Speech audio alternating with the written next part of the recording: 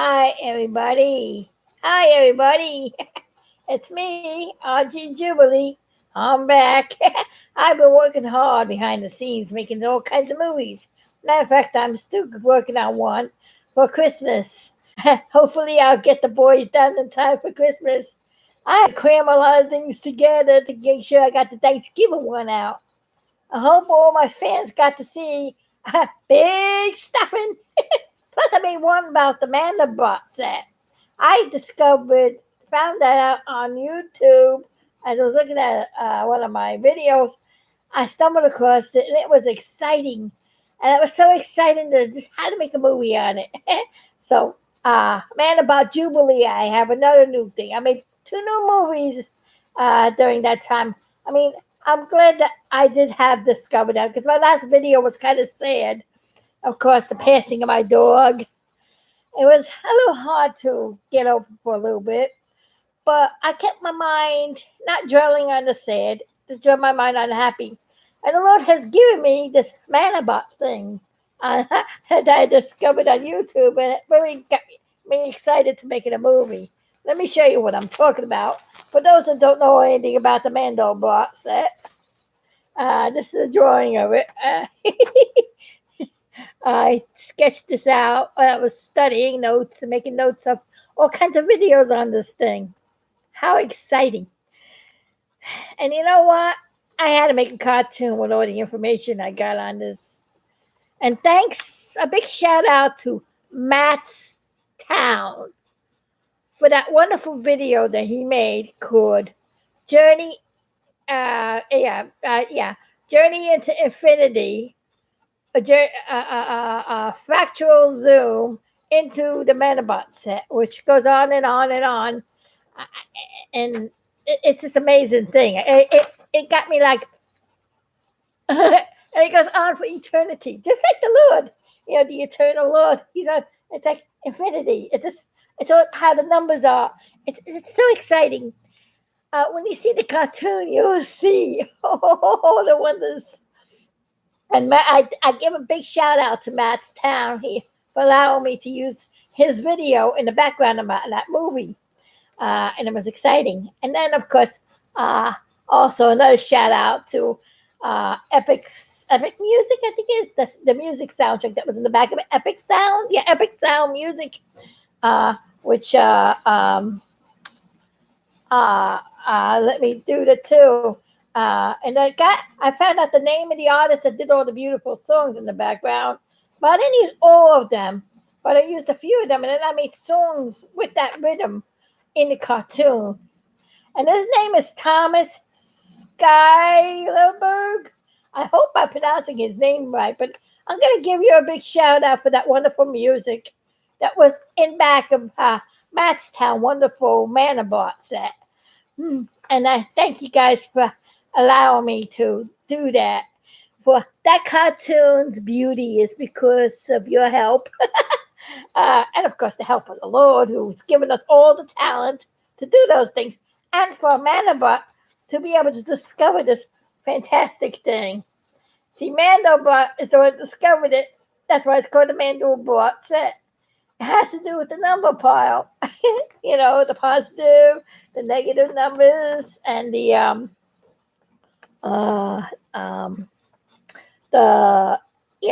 true numbers and the fake numbers or the phantom numbers. And it's on a number grid when you got over here you got the negative numbers on this plane. You got the regular numbers on this plane. Then you got down here the negative numbers going down, which are like the imaginary numbers. And then you got the positive numbers going up, which are the true numbers. And on a number grid, when Mandelbrot generate this code Z equals Z squared plus C, it made this image on his computer.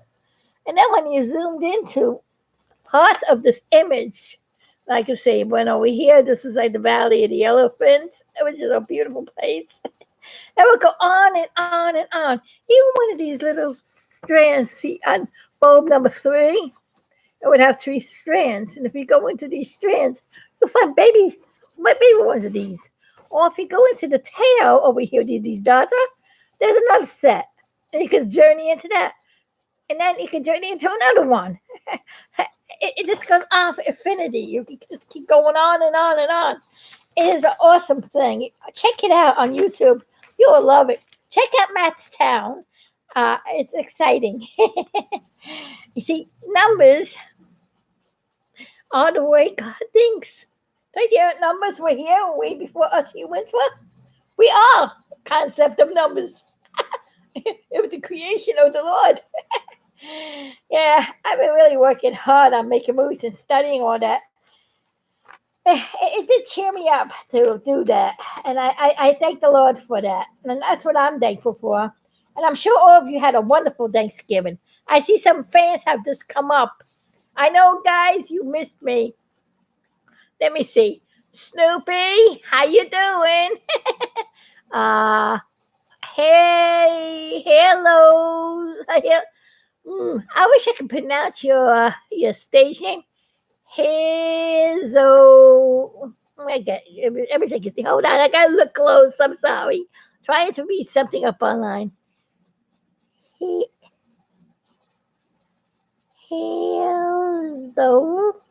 Hazel. I'm sorry, I can't read your name, but you said hello, and I say hello too. I apologize for not being able to read that. I'm not too good at reading names. That's my dyslexia. It makes it hard for me to read. So I apologize if I mess people's names up. I'm doing the best I can. And plus my eyes don't see like they used to. As you get old, these things happen. Let's see. Fractals are so neat. I know, aren't they? Don't they make a thing of beauty? And Chunky Cheese. Hi, how you doing? I know it's been a long time. Chunky Cheese. Galilea. You know what it is? The print is so small, and its computer's over there, and it's hard to see it, so I apologize. Snoopy, how you doing? Listen to Snoopy's pinwheel. Okay. And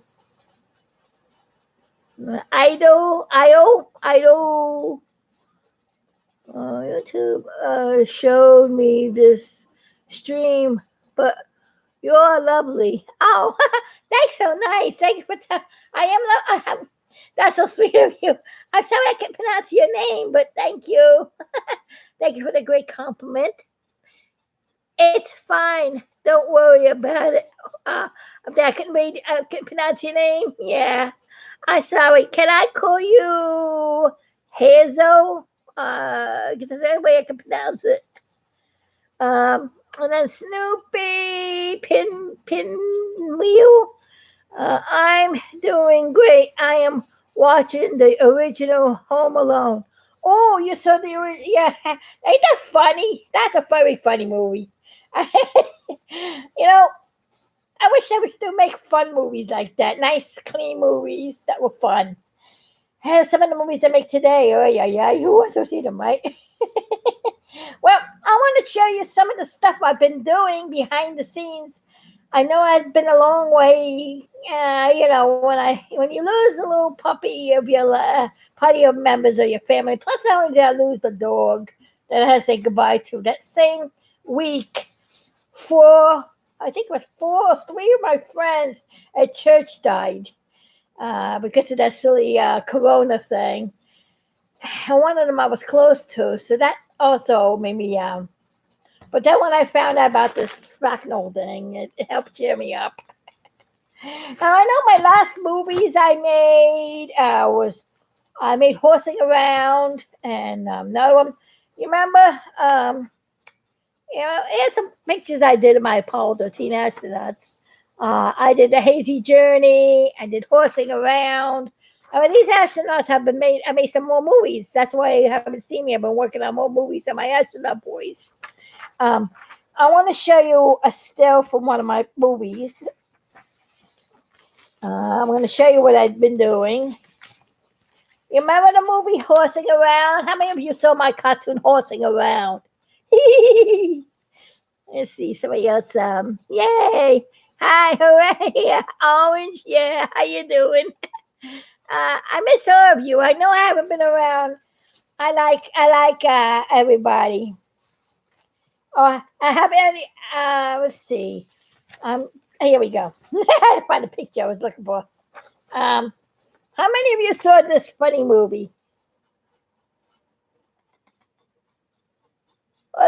This was called Horsing Around. This was the Apollo 13 astronauts changed into horses. Fortunately, you can see on the emblem they got horses. So that was the connection, kind of. And I made a kind of a joke. What would the Apollo 13 astronauts look like if they were cartoon horses? So I had that idea in 1994, but I never really fully put a movie together until recently. I made this movie called Horsing Around. And I had so much fun with this movie. And it was very funny, and a lot of people liked it. And I kind of, went out another way too. I decided to make some dolls on them. This is big stuff as a horsey stuff. Hi there. I don't want to be a horse anymore. Yeah, I fixed that invention already. See, one of Tim's inventions got backfired. You gotta see the movie. It's kind of funny. But this is big stuff as a horse. This is Jim Lobo. His hair got all messed up and picked him up. Yeah. This is this is Jim O Rodeo. It was a nickname in the cartoon. I don't know what went wrong. There must have been some bionic DNA mixed in with the abionic DNA in that machine. Now, how did that happen? It was a mixture of the DNAs. There was a course. See that machine? When you see the cartoon, you'll see the machine was supposed to duplicate things. When there's shortages of stuff, Jim made this machine to help solve the problems, but it caused the problem, as you can see. Oh yeah. This is what member is missing, don't we? Mr. Hazy. Let me show you Hazy Horsey. And this is Hazy Horsey. This is funny. I'm Hazy Horsey. So I made dolls on the characters from the movie, and I was having fun.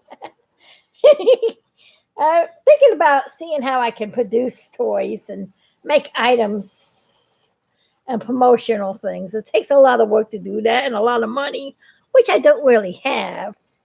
But if anybody's interested in this kind of items, I'm going to try to see if I can get things produced. But it does take a lot of money to do it, which I don't have anymore. Fortunately, those scammers got me bad.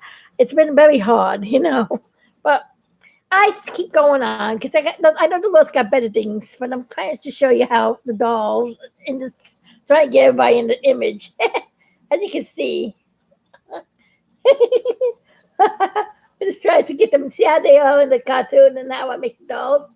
Actually, I also want to do a thing like if you send me a picture of making a toy that you like a toy being made of, I could design it for you.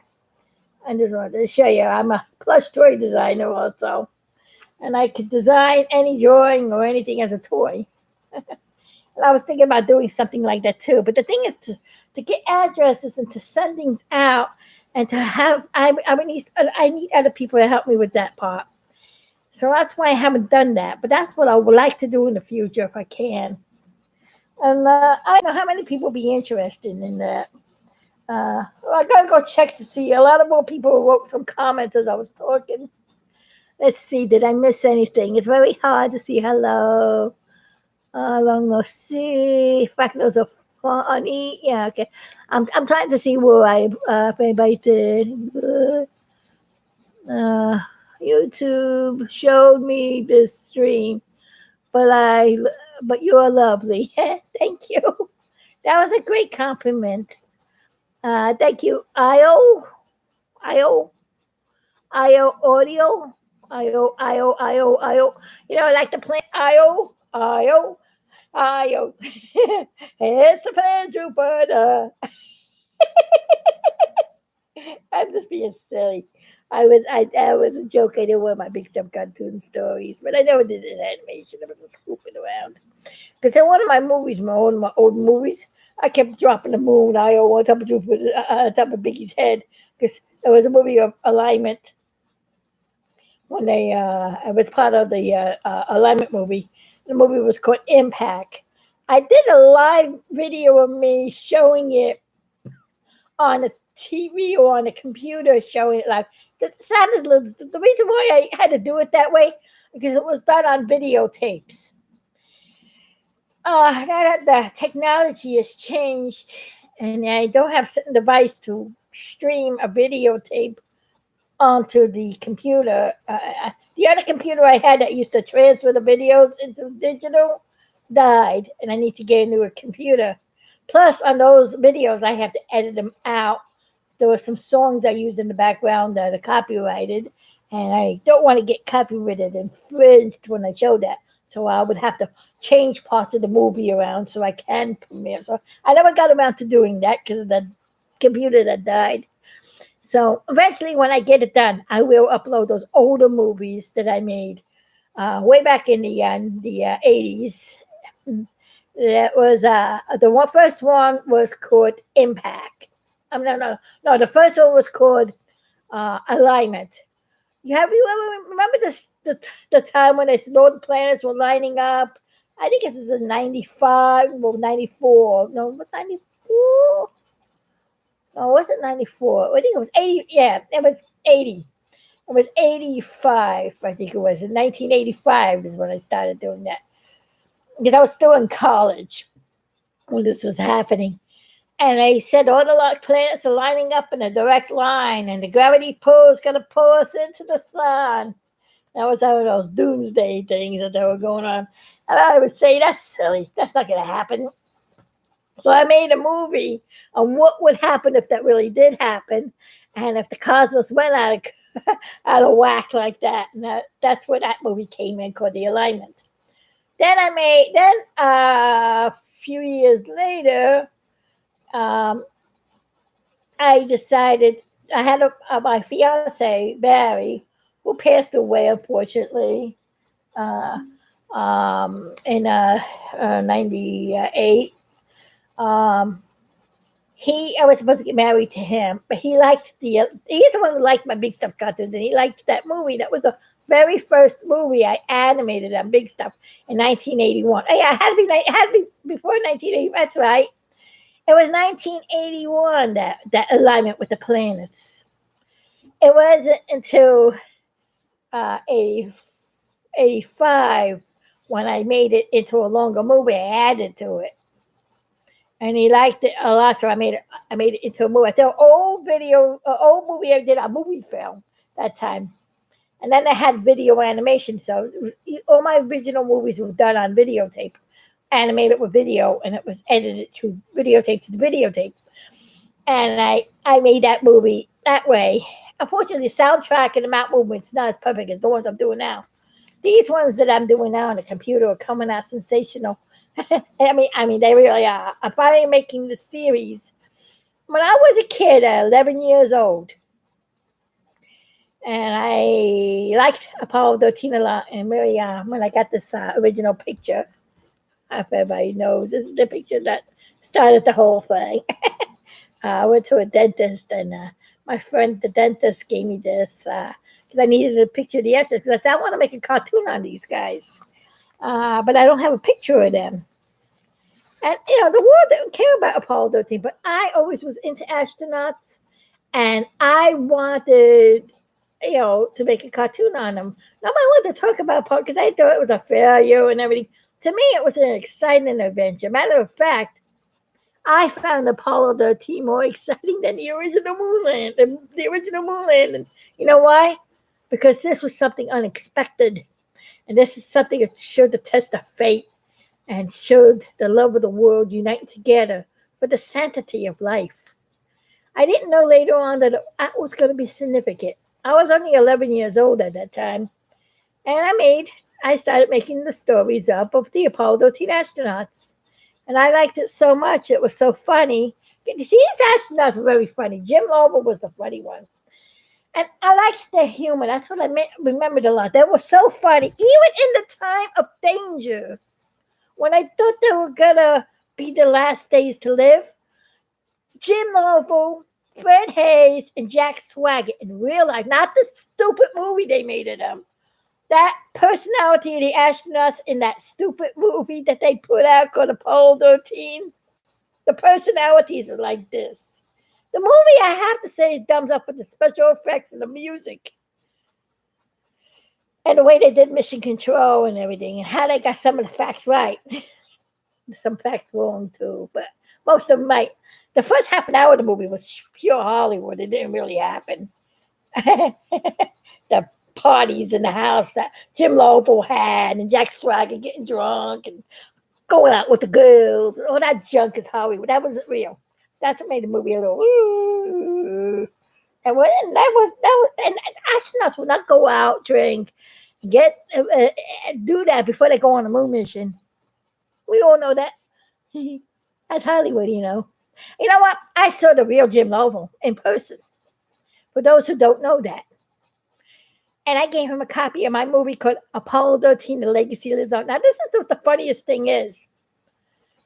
From 1970 to 1984, knowing that the 25th anniversary of Apollo 13 was coming up, and it was the 25th anniversary of my cartoon on them, the whole world didn't care who in the world they were. They were, I lived in New York, so nobody really cared. They didn't talk about them. They were like, there was hardly nothing on them. Oh, then I knew it was coming up to the 25th anniversary. So I said, you know what? Nobody else is going to make a movie. And I kept saying, why don't they make a movie on Apollo 13? It was the most exciting rescue mission of history. And I was waiting all those years for somebody to make a movie on Apollo 13. So I decided in 1973, after I was finishing the Last Alignment series, which was Journey into a Black Hole, which was the longest cartoon I did of big stuff at that time, which was 3 hours, 3.5 hours long, I think it was. It was the longest movie I did on video. I think it was 3.5 hours. So all I know is it was a long movie. It really was. It went on and on. It was a good one. Maybe because I had a lot of songs in it too. So when I edited it down, it would probably be a little less. But that movie there, I worked, on Barry liked it a lot. The reason why I put some certain songs in it, because these are songs that we liked, Barry and I, and it fit the story, and I wanted to make it, But I have to edit it all up and take those out, put the new songs in it, and reduce parts of it, so that I can, and have to try to transfer analog video to digital, and from digital to a thumb drive, so I could upload it to YouTube. So I don't have the equipment to do all that. That's why I haven't done it. I started editing them, taking out the copywritten songs and redoing it, but the computer I was working on, boop. So that was about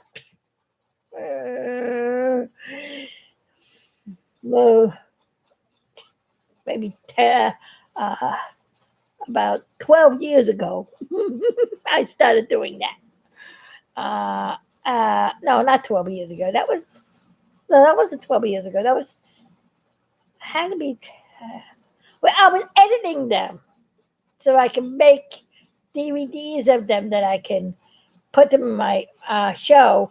But I wanted to take the copyrighted songs out. Yeah, I didn't even know about YouTube, being able to upload YouTube by then. It wasn't, until, that's why I have, but I want to do that. But the computer that does that is, they keep changing the formats of everything.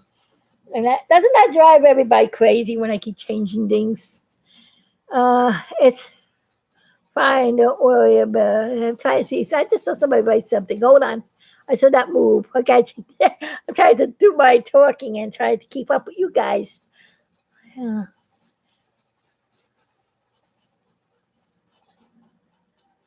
Oh, you're so excited for Christmas? I am too. I'm working on a Christmas video with the boys. I did one last year, but it wasn't completely finished. I'm got my goal is to complete that movie. So hopefully in time for Christmas. Uh, hi, how you doing? In in scope, in Scopio. I don't know if I'm seeing. Can you say hello to my friend Wax 12? Okay. Hello, Wax 12. And Scopio. I can't really see the words too clear. I apologize if I'm pronouncing things wrong, but I'm having a hard time. I need to go get some better glasses that I can see the little tiny print. Plus, I'm dyslexic, so reading names is not so good. So I apologize. Oh, you're welcome. Well, Wax 12. I hope you had a happy Thanksgiving and get ready for Christmas. And also, La Scopio. La Scopio? I don't know if I'm pronouncing it right, but uh, you know I'm talking to you, so that's what counts. Right? I'm not the best reader, and I wish I could read, write, and spell as good as I can make cartoons on my boys. It would be so much easier. But I guess some people have talents one way, and some not the other way. I guess. Well, let me show you some pictures of them. This is the one horsing around. Is one of the movies I made. This one is from a Biggie journey, journey into Hayes when Big Step was shrunken down to help save Hayes from this monster thing, and he got caught. He went inside Hayes' body to overcome this nasty thing that is been our problem. And I know a lot of people don't like this nasty bug over here, this thing that Biggie is in. But I tell you, in this movie, it's the funniest thing. When I was making this movie, they did not have any kind of cure to this thing or any kind of thing with the antibodies or nothing. They didn't have anything to fight it. In my cartoon, I figured out. I remember from when I first had the flu, they took they took the virus and injected it into the animal horse. It's funny how we go back to this horse thing again. um, I have a new thing. Every time I see a video on TV or outside or toy of a horse or image of a horse or anything that's related to a horse, I go, hey, horsing around. I don't know, it just makes me laugh. It's funny. But all I know is that originally was a thing called horse serum because the virus was injected in the horse. The horse was immune to the virus. The horse built up antibodies, and the antibodies that was in the horse serum and this thing was taken out. It was in his. That didn't kill the horse or nothing. They took that out, cultivated it, had it reproduce the antibodies, and then they injected it into the people, and that antibody united with our antibody and fighted off the flu disease, and those people were saved. And I took that information in this cartoon. Biggie is caught on the antibody, and he got connected to the antibody And what antibodies do when there's a foreign substance in the body, they would attach to try to phagocytize it. That's how they defeat the thing. So Biggie and this antibody were connected as one. Now, what the virus does, it tries to inject its DNA into cells. Now, Biggie was cells. He was coded for cells. The virus thought he was a cell.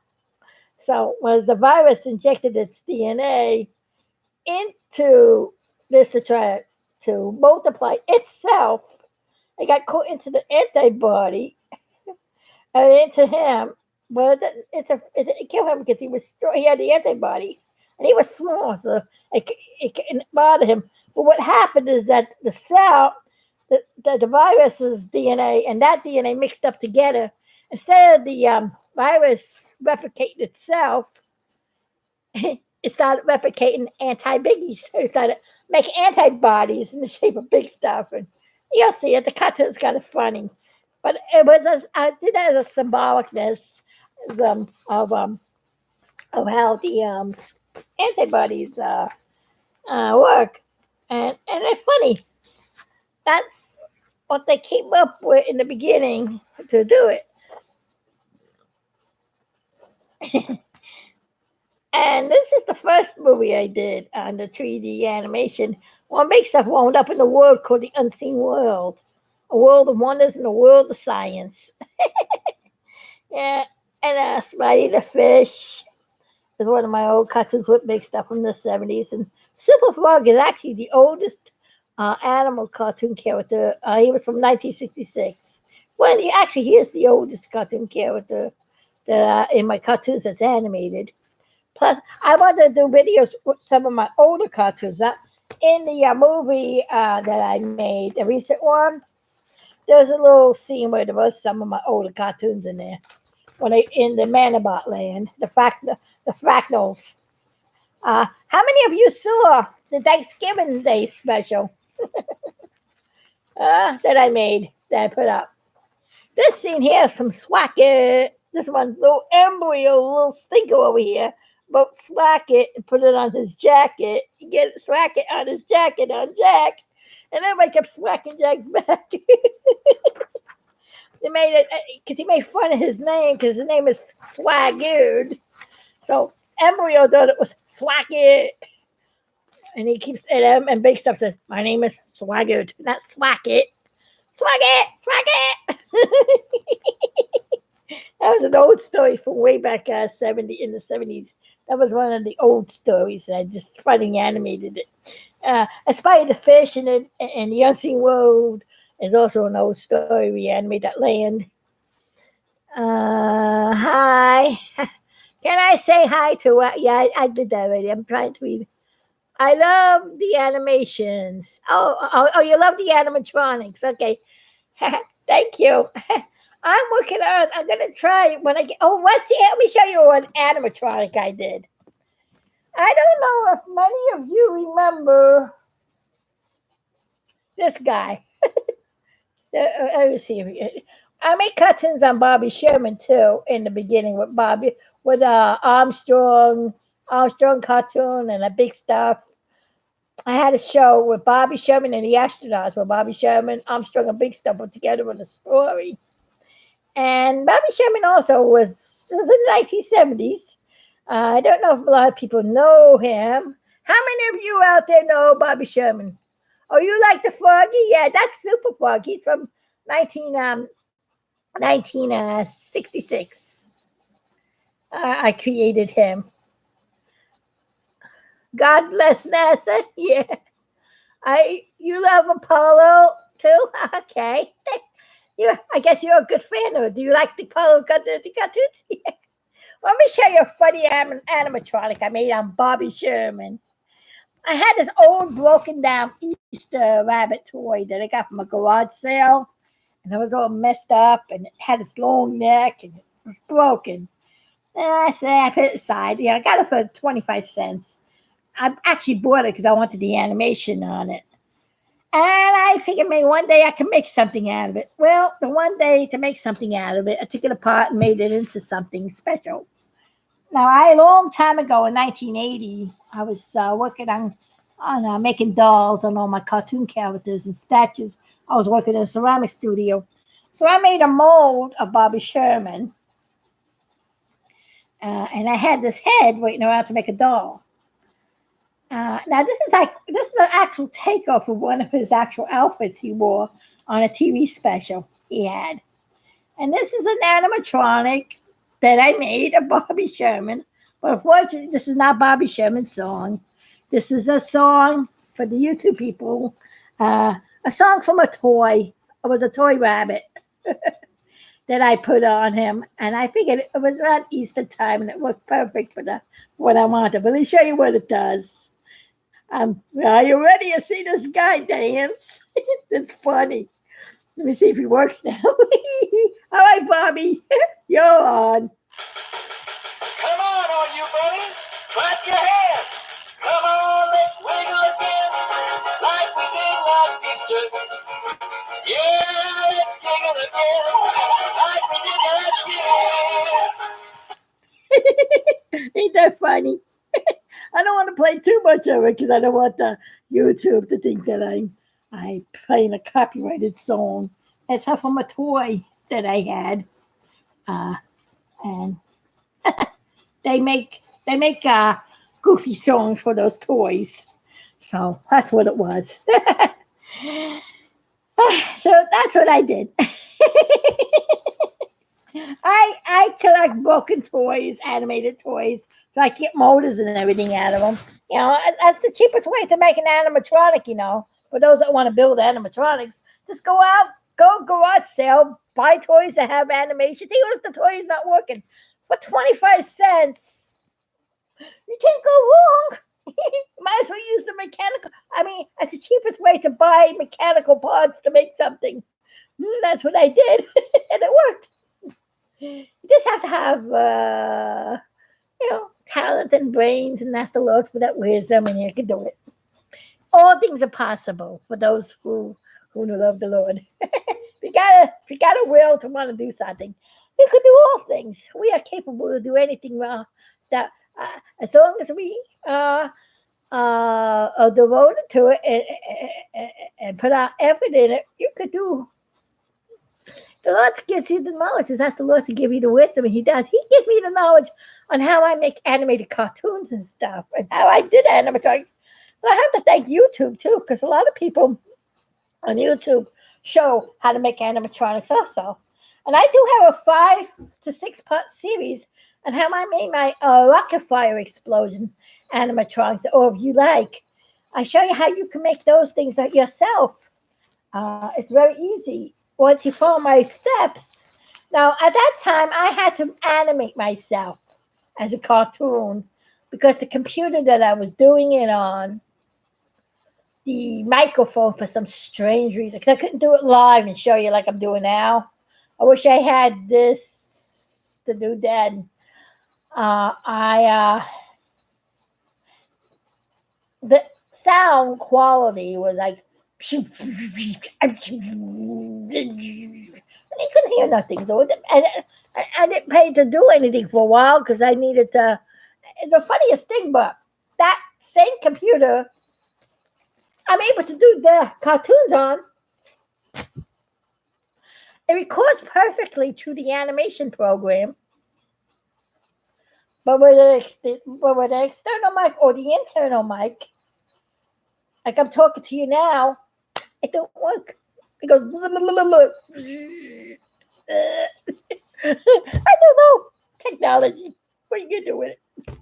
All I know is that I do need to get a new computer fast, but because if I don't have a new computer, actually I need to get 2 new computers. I need a new one to do my live streams. Is better than this. Oh, I'm doing this on this little simple little Chromebook computer.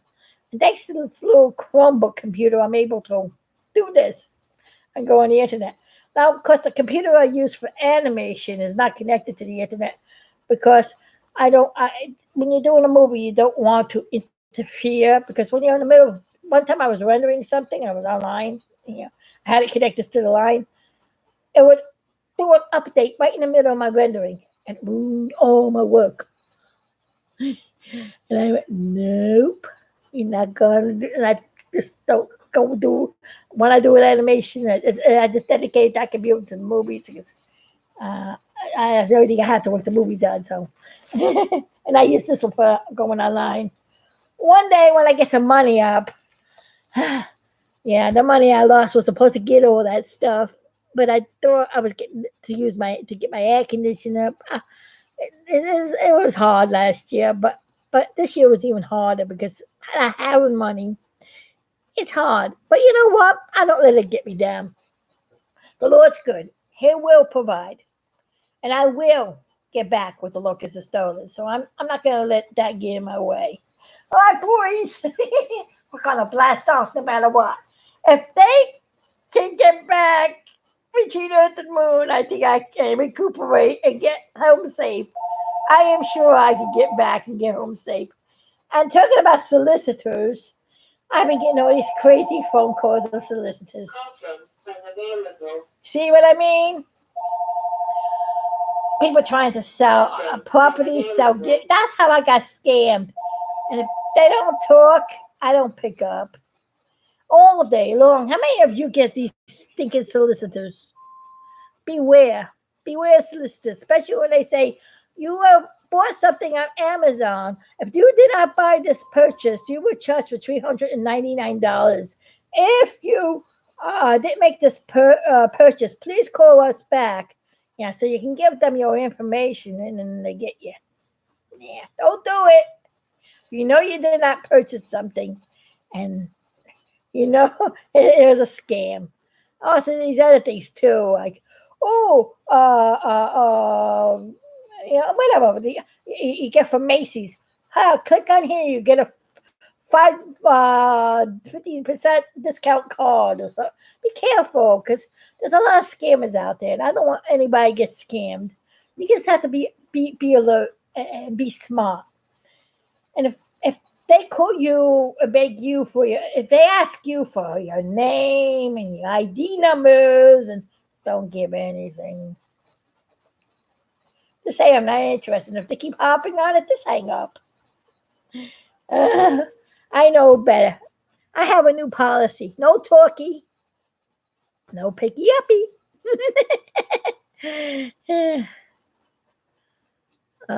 Joe Biden. Why are you saying Joe Biden? How did you get scammed? Oh, I got scammed because, well, my sister, when she was alive, I had the reason why here I'm in Florida. When my fiance died, Barry, who left me some money, I had $100,000. My sister invested money in a trust fund. It was supposed to be a trust fund. And she kept saying she was putting away money for me in case she dies and I have money. Money will come to me. And we did this in Brooklyn. I originally lived in Brooklyn, New York. Well, just got a new phone. And I was setting it up. And I kept getting this phone call for about weeks now saying Brooklyn, Brooklyn, Brooklyn. Because I was transferring all my numbers, all my friends in Brooklyn. Brooklyn, Brooklyn, Brooklyn, but there was no answer. And they kept calling Brooklyn, Brooklyn, kept calling, but there was no answer. And I said, maybe this is one of Diane's friends trying to get in touch with her. Or maybe this is one of my old friends from Brooklyn that's trying to get in touch with me from my old church. I said, now what? Let me just pick up this Brooklyn phone call and see who in the world this person is. Well, when I picked up that phone call, the person said, I am from ABS, something ABS, money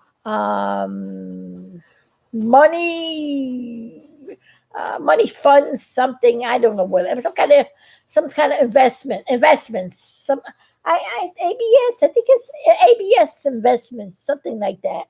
I don't remember the letters what order it goes in, but I don't want to remember what these idiots, these scam dammers. Don't ever listen to them. I thought they were the company. So my sister passed on. She was doing things in secret. She didn't want to let me know she was spending all the money. She was a shopaholic. And she loved buying jewelry and jewelry and jewelry, like buying Christmas gifts and Christmas gifts for her friends and I didn't. She was going through all the money. But anyway, I didn't know that until she died. There was nothing left. But all I know is that I see no there was no information about anything about this trust fund or nothing. So I thought that this phone call when he picked me up and he told me he was from the you invested in, and he said my sister's name first and my name. So I thought it was because it was under both names. And he had all the information. He showed me a video website. It was legitimate and everything. And I wanted to keep the money separated because I had somebody doing all my banking for me, and I didn't want, and I wasn't sure if this is real or not, and I didn't want to interfere with whatever money I have that is paying all my bills, because I don't want to interfere with that part. I had spare money in the house that I've been saving for 26 years or more for new computer equipment. No, yeah, and and I had money in the house that I had saving for that, and whatever I was able to get from my inheritance, whatever was left of it, I could have to beg my sister for some money, for my own money, that she wrapped up one Christmas and made it pretended to be money she gave me, which made me cry. Made me feel like Barry died all over again because he died shortly after Christmas, after my birthday. I think around about that time. Yeah, it wasn't a sad. It wasn't really. It wasn't really nice. It was very sad. I tell you, if it wasn't for the Lord, I wouldn't be able to get through all that. But the Lord pulled me through. And of course, when I do happy things like this, and I'm making you guys happy, and then I discover wonderful things like this. That's a keeps you going. And then I go and I make funny things like this. That's a keeps you going. The Lord's good, and I like to share it with you guys. It makes me happy, and that's I guess it's true. But all I know is that's what happened. I made the money. I want it separate, but then he said I had to pay for banking fees and carrier fees because they were gonna send me the I was gonna live on what do you call it, the interest, because I wanted to keep the money in there, and I was smart. I'm smart. When I got a lot of money and it's gonna build a lot of interest, I would keep the original money in the bank and just live off the interest. And the amount of interest that I was going to get off the money would have been enough with the money I had in the house to buy a new AC unit because my air conditioner died. And I was 2.5 years without air conditioner. So I said, "Oh yay! I can finally get my air conditioner." That's the reason why I thought it was real. I was gonna get money back. I can fix my house up. I can get a new air conditioner, new water heater, get all my house fixed up, fix everything up, make this house all brand new again. I get people to help me clean the mess I got all over the place. Oh wow, how wonderful! I thought I was gonna be living happy. That was funny. Got my dream come true and all. I was so excited and happy about it, but it was all a sham. I had to pay them for the banking fees and all, whatever money I had in the house. It was. I figured I asked the Lord for this. I got scammed. I don't know. It just what it. It was like I should have. But the thing is, I kept saying, "Are you sure you're not going to scam me?" When they asked me for money, they showed me a website. They showed me a paper. They showed me it looked like a legitimate, real. See, I'm dyslexic, so I don't know the difference between fake and non-fake. I have people helping me out with finances and all this other stuff. But the other person that was helping me out with the finances wasn't available at that moment. So I did this on my own, and it was a bad mistake. I learned from my lesson. Never trust scammers, no matter how weird it seems. They know how to trick you, man. They trick you. All they want is your information and your money, and they don't give you nothing. So I paid out the money for the banking. The day when the carrier was supposed to come, which was Halloween last year, what a good trick or treat they did to me. Uh, uh, it was supposed to come in the morning and deliver me my money. Never came. Never showed up. Tried calling back. Number was disconnected. Tried to go online to open up the account again with the number, the number they gave me. Didn't work. No matter how many times I called them, left messages, never got back. Many times I emailed them, never got back. I called. I made a police report on it, and the police lady couldn't find where they were out from. It came from Australia. These people come from Australia. I didn't even know. And they had all different phone numbers. They couldn't find them. They know how to cover their tracks that you can't trace them. So please beware, people.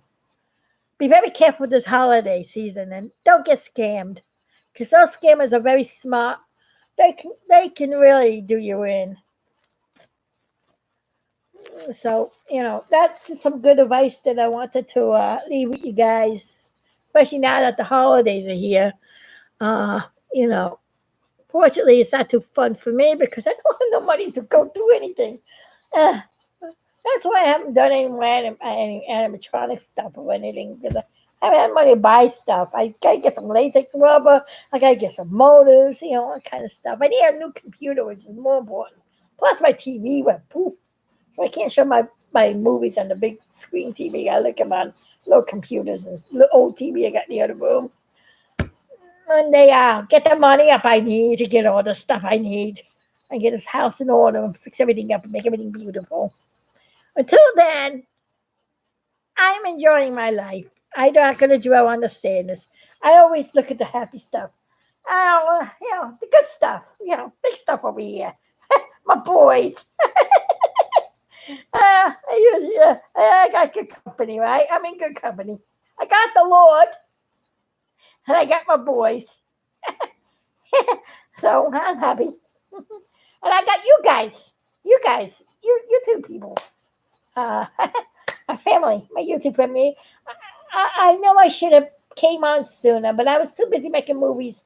Matter of fact, I'm going to be busy again for a little while to get the Christmas video done.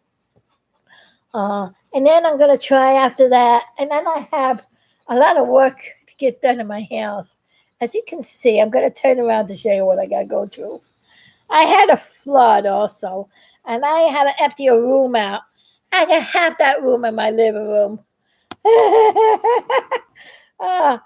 My tulip bowl backed up and flooded out one of my rooms, and I didn't know about it until a day, and I almost lost some important stuff. Some things got water. I had to dump that room out all over the place, so everything is everywhere.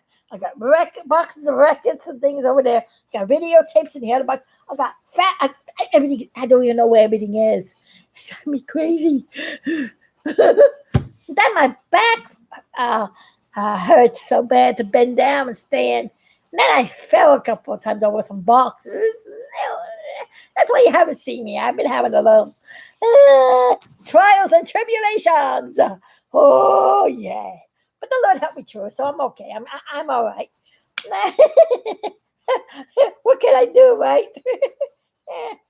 I gotta take everything with a grain of salt, and that's what keeps me happy. Oh yeah. Also, I had a have some work done on my mouth changed. So I get my dentures in again, so they're redoing those for me. So yeah, I'm kind of toothless. I've been toothless for a while. The thing is that when that happened, it was a stupid corona. I really don't want to go out too much, and I had to wait till I get somebody with transportation to drive me that I know doesn't have this virus thing. And I'm trying to stay safe because you don't know. Uh, you can still catch it if you got that thing, and you can. But those people that have that, I don't want to talk about that. Because they you know what I'm talking about. They censor you if you talk about that stuff, and I don't want to talk about. But you know what I'm talking about. Do you know that makes you contagious? You can spread it. So I gotta be careful. So I just because I just be safe. I'm safe in the Lord. I'm careful what I do. That's why I stay healthy. And the Lord's good. Eat a lot of garlic. Garlic, it kills it. Garlic and vitamin C are two things that really build up your immune system. And I don't. And of course, the most important thing of all is pray to the Lord for God, Jehovah Rapha. He's the one who created us. He's the one who made our body. What better physician can you ever have? Jehovah Rapha means God the physician. He can heal you.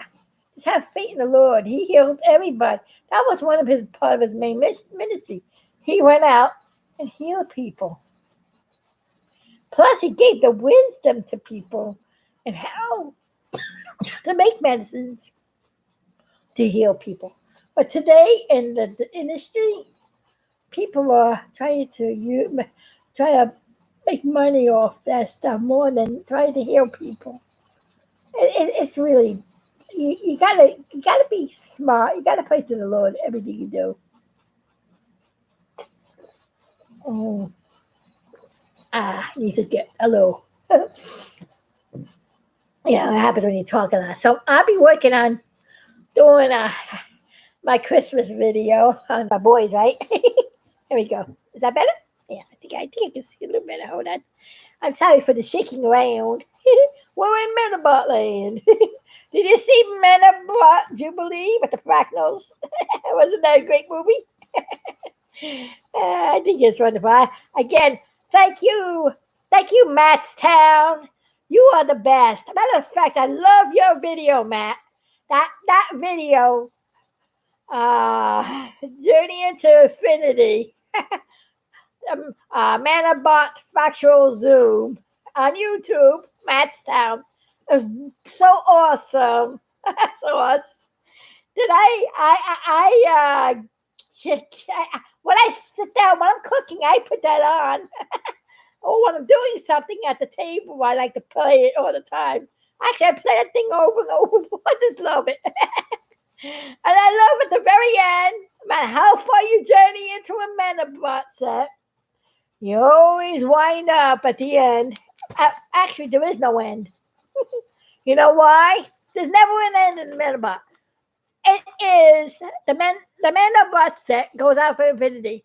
When you think you're at the very end, you're only greeted by another Mandelbrot set. Well, you could just journey on in again, or you could just journey outside it or all around it, and you wind up again in another Mandelbrot set. No matter where you go, you always come back where you once began.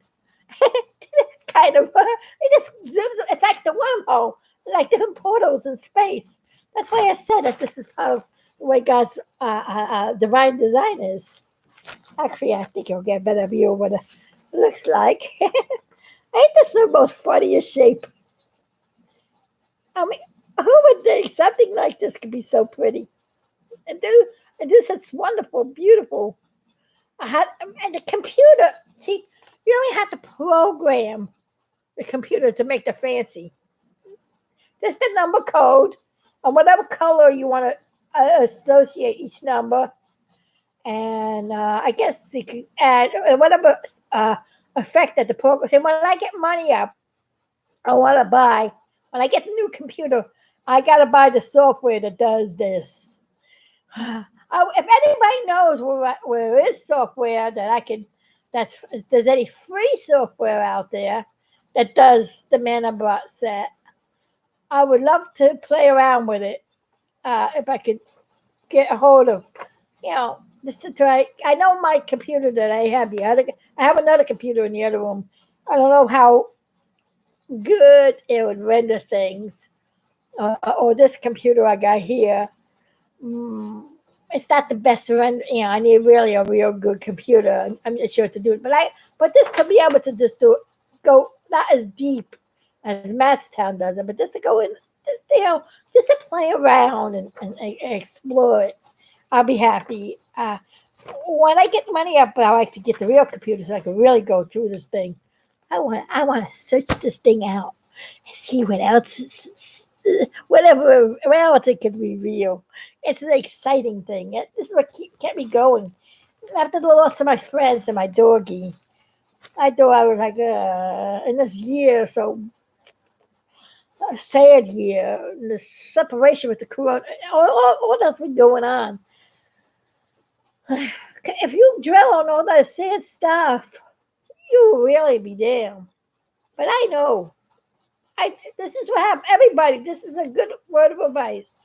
When you feel down, and you think everything is down, and you feel sad, and you're depressed, and you think everything around you, you're not going to go anywhere, or anything is not going to be good, or you feel like you're, oh, ho hum, what am I going to do? It's like, I I know the secret of the joy. For the joy of the Lord is my strength. If I take refuge in the joy of the Lord and dwell on everything that is wholesome, good, pure, and trustworthy, that automatically lifts your spirit up. So when you're down, the Lord can lift you up. And He gives you the strength to go on so you can continue. Because you see, the Lord wants you to be happy. He created you, He loves you. That's why He died for you.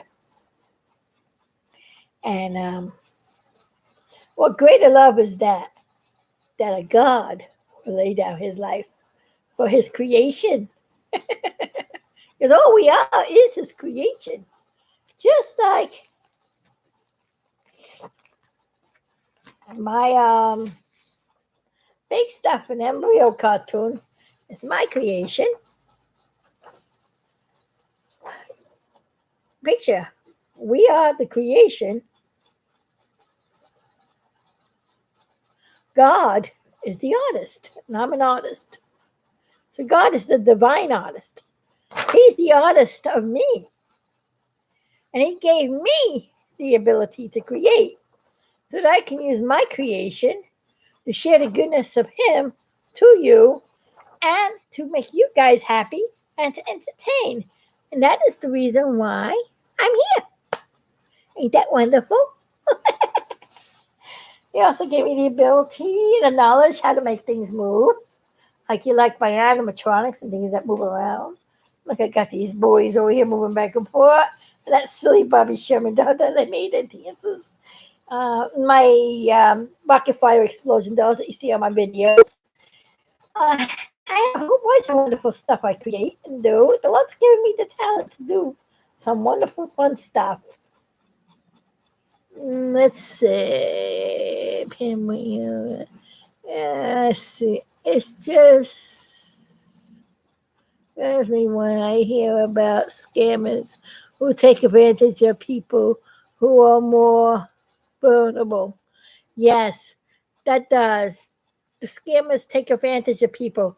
I guess they know I couldn't read, write, and spell that good, so things could get. That's what happened too. My sister used me a lot too. It made me sign papers I didn't know what I was doing because I couldn't read right. If only I didn't have that blockage of dyslexia, I would, and so it was going on. I wouldn't have got scammed as much. Even my own family. See, I didn't know any have scammers. I don't know. My sister took advantage of me with my money. she she put it in her name so she could go into it. I wanted it in my name. She went against what I said, and I thought that's what I was signing for. See, even your own family, when they know you got money, they can scare you. Money is the root of all evil. The love of money. The love of money is the root of all evil. I see. Me, I don't love money. I don't. I'll be honest with you. If I didn't need the stupid paper, I wouldn't want it. I wish I could live without having to worry about money. Just the love of people helping each other out. Bartering. Like, I'll do a good favor for you. You do a good favor for me. I think that's the way it should be instead of this money thing.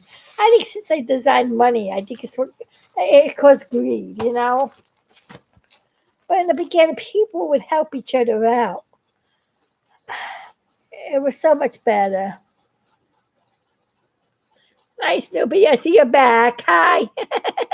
I guess you had to go someplace. I had to I tried.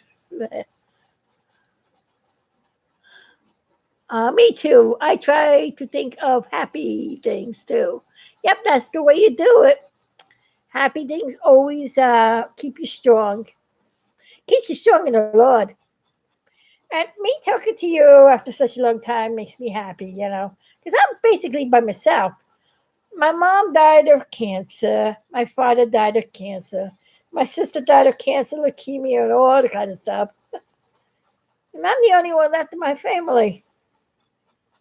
So it is kind of sad. And of course, my fiance died of cancer.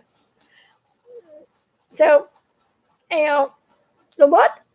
I'm a survivor of. I outlive it. Next year, I would have outlived my parents and my whole family. Praise the Lord! I give God the glory for that. That I am still alive. Every day of life is important. Every day I open up my eyes, I give God the glory. I go, thank you, Lord. Thank you for another day. The first thing I wake up in the morning, go, hi, good morning, Lord. Come on, big stuff. I have big stuff next to me. I'm going to tell you, ever since I was 11 years old, this picture went everywhere I go. Even when I go to sleep at night, everything's for bed. Yeah.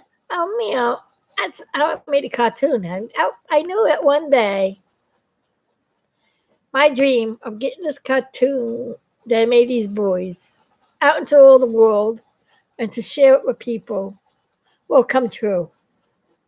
And the Lord made that possible through YouTube and through all the things, and me being here and he made everything. At that time, I didn't think I would be able to animate a movie. I used to make up stories. If I was able to animate since 1970, since 11 years old, and I animated every story I ever did with these guys. For the 51 years I've been doing cartoons and stories on them. I would have hundreds of thousands, maybe even millions of DVDs and videos. I only was able to animate every story I made. That's how many stories I did. Ever since I was a kid, I would make up a story in the morning. I would make up a story in the afternoon. Make up a story before I go to bed. I would just talk out the stories, talk myself to sleep when I went to bed at night.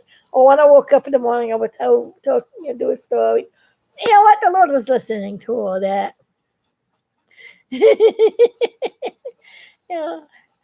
And he knew that was what was in my heart. Now I'm using it to share with all of you and to share a good message. If you notice, every one of my cartoons has a great message in it.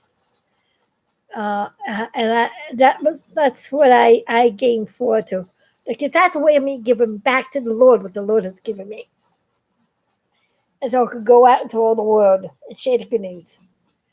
The Lord did say it's a great commission. The Great Commission. go into all the world and share the good news. Well, that's what my boys do in the cartoons. And good, clean entertainment to make all of you happy.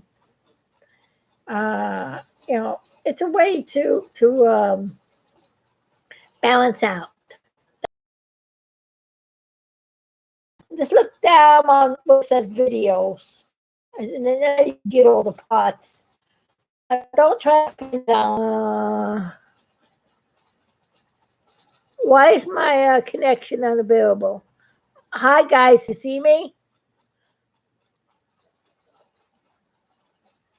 Did it go off online? Hello?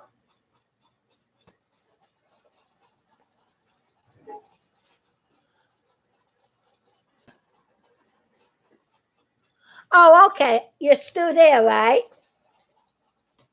Okay, just wanted to make sure.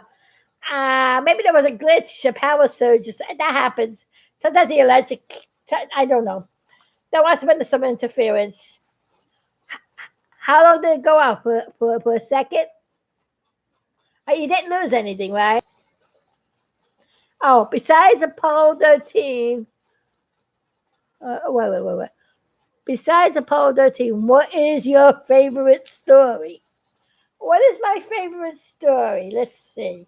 You're talking about a movie, or are you talking about something that happened in life, or something in the Bible? I mean, there can be a lot of stories. So, what we're seeing, let's see. Let's see. Everybody's yes, you hear me? Yeah. See, now it cut out for a little. Okay. I'm just reading some stuff. Yeah. Entertainment. Oh yeah. Okay. My favorite story and entertainment. Let's see. What was one of my favorite movies? I have a lot of them that I like. But I'm trying to think of one that's really one of my favorites. Let me think. Well, there is one movie that really stands out. One of my favorites, and it's a very long movie. It's a 6 hour movie. It came out I think in the early 80s. It's the Jesus of Nazareth story. It is 6 hours long. It was on the TV as a special, and it tells the whole life story of Jesus, following the Bible word for word. That was the best movie they made on Jesus. That was one of my favorite ones. And my other favorite thing I saw on TV was an old video science special from 1970. It was simply titled The Unseen World. That's where I got Unseen World from. It was a marvel of science. At that time, I was 11 years old, and I was glued to the TV when this show went on. And it showed a drop of water going into go in slow motion, making this puddle and all. You know what? Now I look at it and remember it reminds me of Freckles. The Mandelbrot Set does. How all combined in creation gets the drop of water in slow motion. It showed it. It drops down slow, then it puddles, and then it goes up, and it goes down, and makes another ring, and then another ring. Now, if you didn't see that in slow motion, which happens in a second, it is so beautiful. That got me like, and then there was another video, the photography in that. I think that's my all-time favorite special that was on TV, because that's where I got the connection, the unseen world from the place into my big stuff cartoons. I always liked science and the photography. It showed flowers opening up and growing. Again, fractals. now I remember this when I was 11 years old. Now that I am 62, going on 63, I'm not ashamed to say my age. You know why? Because I praise the Lord for every year of my life. And every year of my life is exciting. I see it's getting dark in here, as you can see. That means it's almost time for dinner. Yeah, it's 5 o'clock. I'm gonna be going off soon, so I because I will have to get up and uh, pardon me for a second, okay? I got to turn on a light so it doesn't get too dark and you ain't gonna see me anymore. Watch my boys dance until I get back, okay? I gotta say, let there be light. We don't want the darkness to get in the way, right?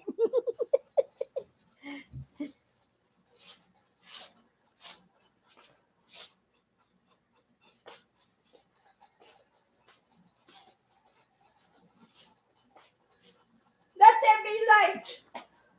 And there is light. Praise the Lord for giving Thomas Edison the talent and the knowledge how to make the light bulb. There you go. Right? Wasn't for the invention of the light bulb, we'll be stuck in the dark. Yeah. There we go. Now you can see everything better, right?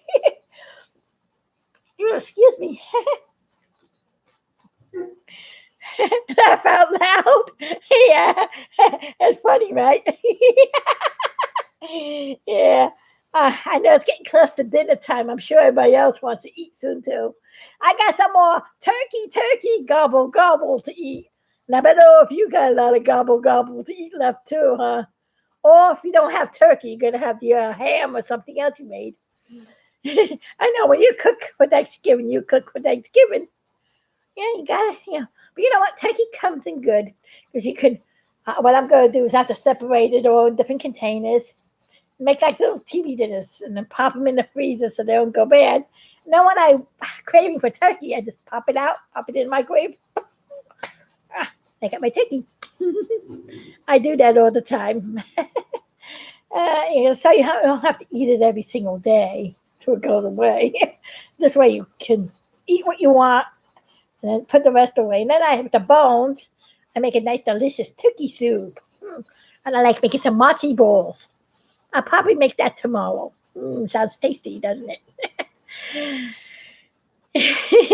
Let me see you. See how many of you. Can you check out my animatronics? Oh yeah, I'll check out your animatronics. I gotta write your name down. Hold on. You make animatronics too? SLSJC. You make them also? What kind of animatronics do you make?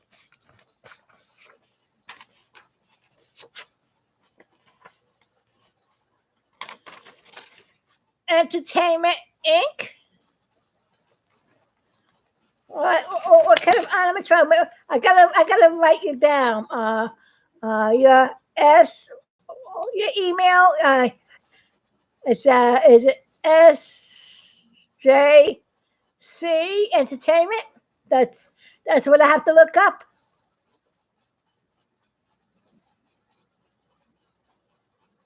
I'm trying to write it down as I'm looking at the spelling. Incorporated. Okay. I'll make sure I got my spelling right. Answer to E-N-T. See, I have to make sure every letter is right. When they're dyslexic, it comes. That's why I have people help me out. Sometimes it's hard to trust our people. Sometimes, that's an N over there. Okay, so I did wrong. I thought that was wrong. Okay, there we go. I got it. I want to make sure I wrote it. That's what I look up.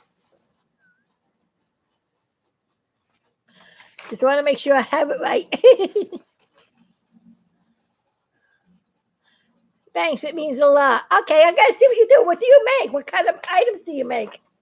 Because I like animation. No, I like watching other people's animations as well. We learn from each other. That's how you can check out mine. I have a 6-part series on how to make an animatronic, how I built up the rocket fire explosion. What I want to work on when I get the money, I have a life-size Billy Bob project I'm going to work on, like the real Billy Bob. But I'm waiting to get some money in to buy. I need parts for it. I got a face mask of Billy Bob, the original face mask of Billy Bob. I did make one, my own face mask, a long time ago. I don't know if you can see it. It's in the pile. I'm trying to zoom in where it is. Oh, I can't. There's too many boxes in the way, but near the Christmas tree that I have buried. I have my Christmas tree over there. I'm trying to go through all the Christmas stuff. I got a lot of stuff to clean up. When I had that flood, that made a mess of everything, and I had to stop things. And oh, when you're doing one thing, it's always something comes up, and it's like, what you gonna do? That's what happens, you know. That's just how it goes. I have everything all over the place. You know what it is too, when you're going through stuff, you'll find old memories. You find some good stuff. You get it? Yeah. I see. Do you have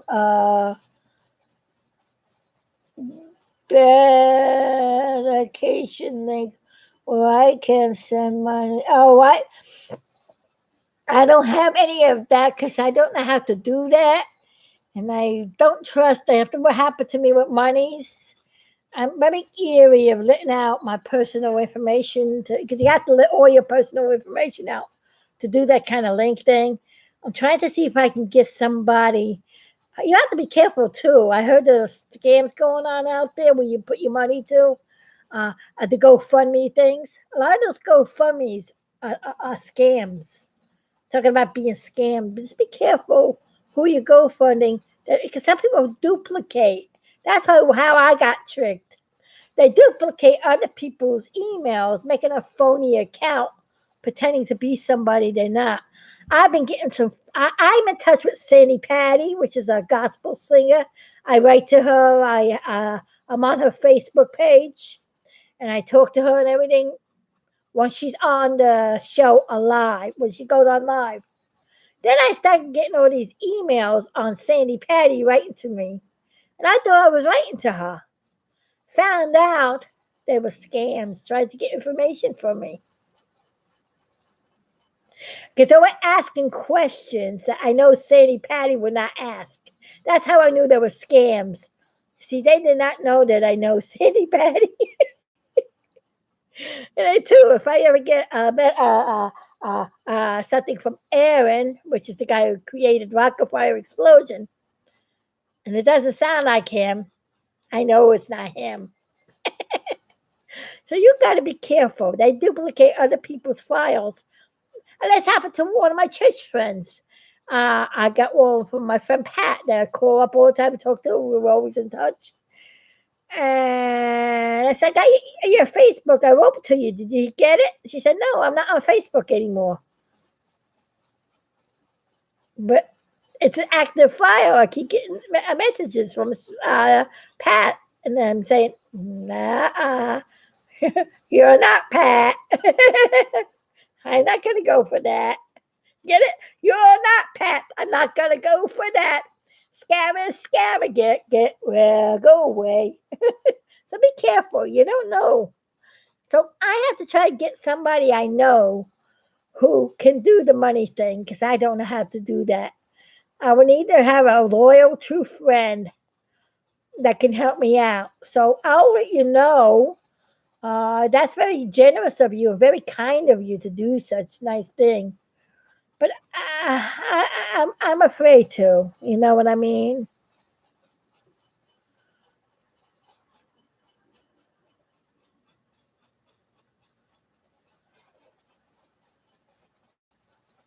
Yeah, that was so kind of you. What's your name? Pine? You know what? Leave your email, your YouTube channel. You have a YouTube channel, right, Pine? Leave a comment down in the YouTube underneath the video. I read those all the time. And so I got your face on there, and I can click back on your YouTube site and write to you. And I'll let you know whenever I get a connection or somebody that could do that for me, I'll let you know where you can send the money. Or I can give you an address, maybe. See if I could get a post box. I was thinking about that. But those things cost money too. So it's like I'm really tight on money right now. But I gotta try to find a way that I can do that. But that's a great idea. Good. I mean I'm thankful for being so kind to do that. That's so sweet of you. May God bless you.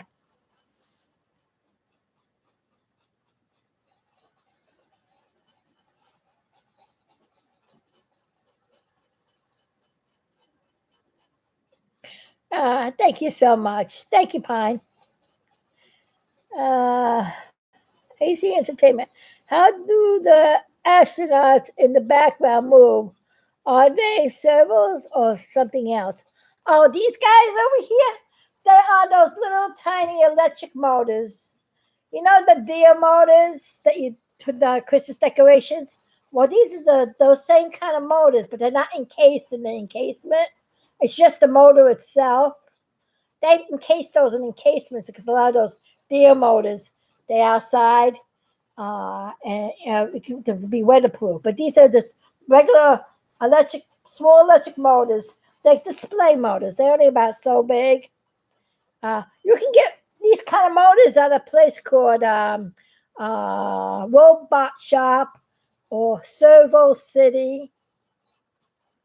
Uh, I used to collect all these when I was living in New York, Canal Street. This is like going back 27, 28 years ago when I made these guys. There used to be a place in Canal Street where I bought all these motors, the display motors. At that time, they were only $4 each. I don't know what they cost now. You also can buy motors from Fright Plops too. Those little deer motors.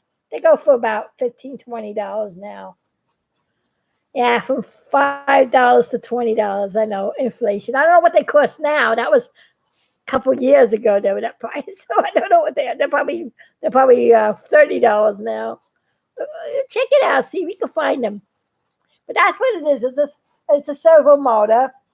It's on a gear shaft that turns around on a wheel.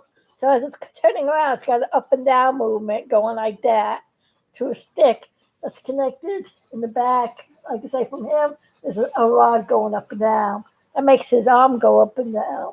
But his head is attached to a pole in the back. And I have a joint in his neck. So when he goes back, he goes like that. When he goes forward, he goes like that. And there's like a pivot on the head and a pivot on the body. It's pivoted over here, in the center here. And as that goes up and down with a wire, there's a strong wire I got in the back. So as it's turning and moving up and down, that's what causes them to move back and forth.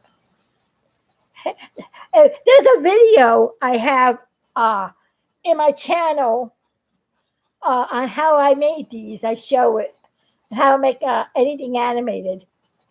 I also, one day, when I do get a post box or mailing thing, I want to try to do that. If you send me a photograph of something you want animated, I can make you something like this. I can make you animated like that. Or one of your favorite friends or whatever. If you painted something, you wanted something to move, I could be making things like that, custom made. And I could do, as long as it's something that's not copyrighted, like Aaron's rocket fire explosion. See, I do sell. He does buy. I do make puppets for him.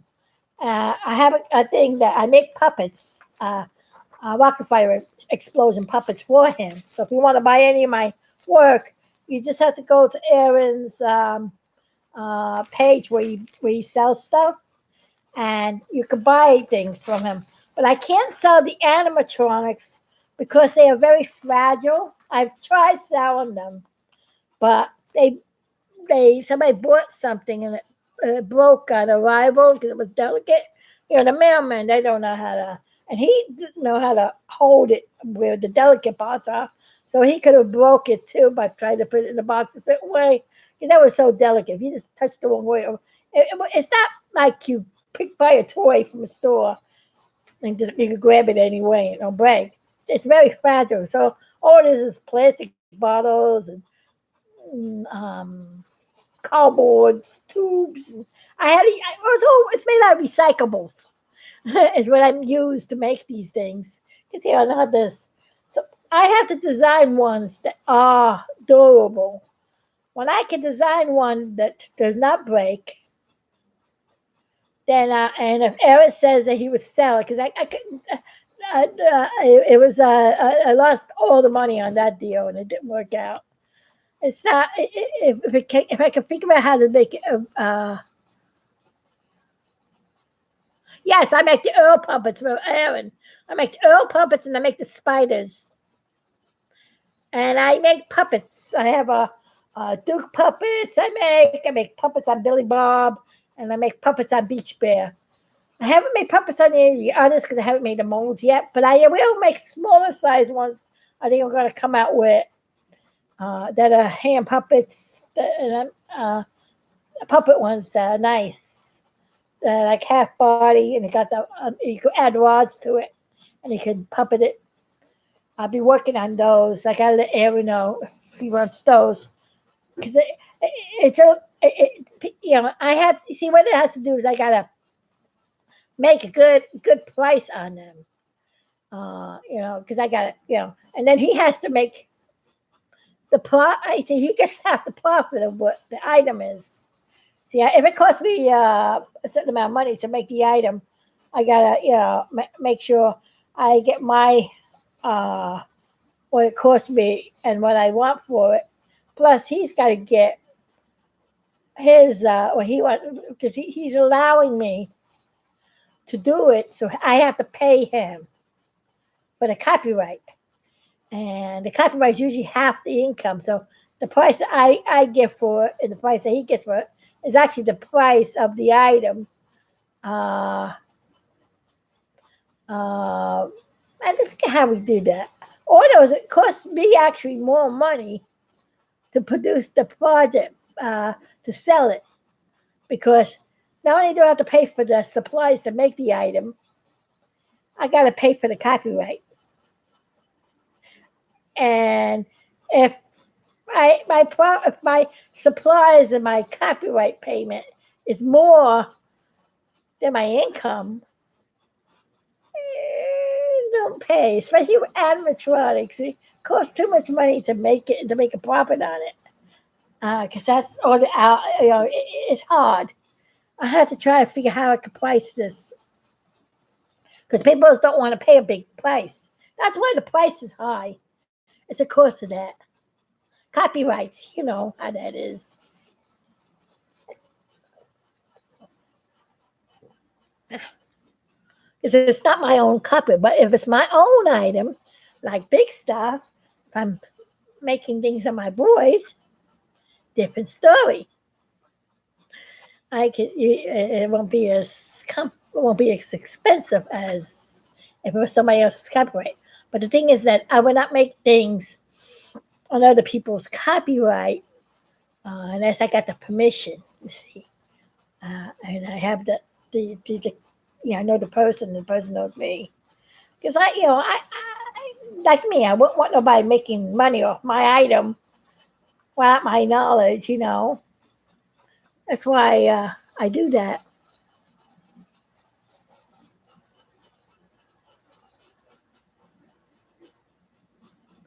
Oh, the rocket fire explosion puppets, Earl and Antioch spiders, Earl puppet, and the Antioch spiders, Belly Bob puppet, Beach Bear puppet, and Duke puppet.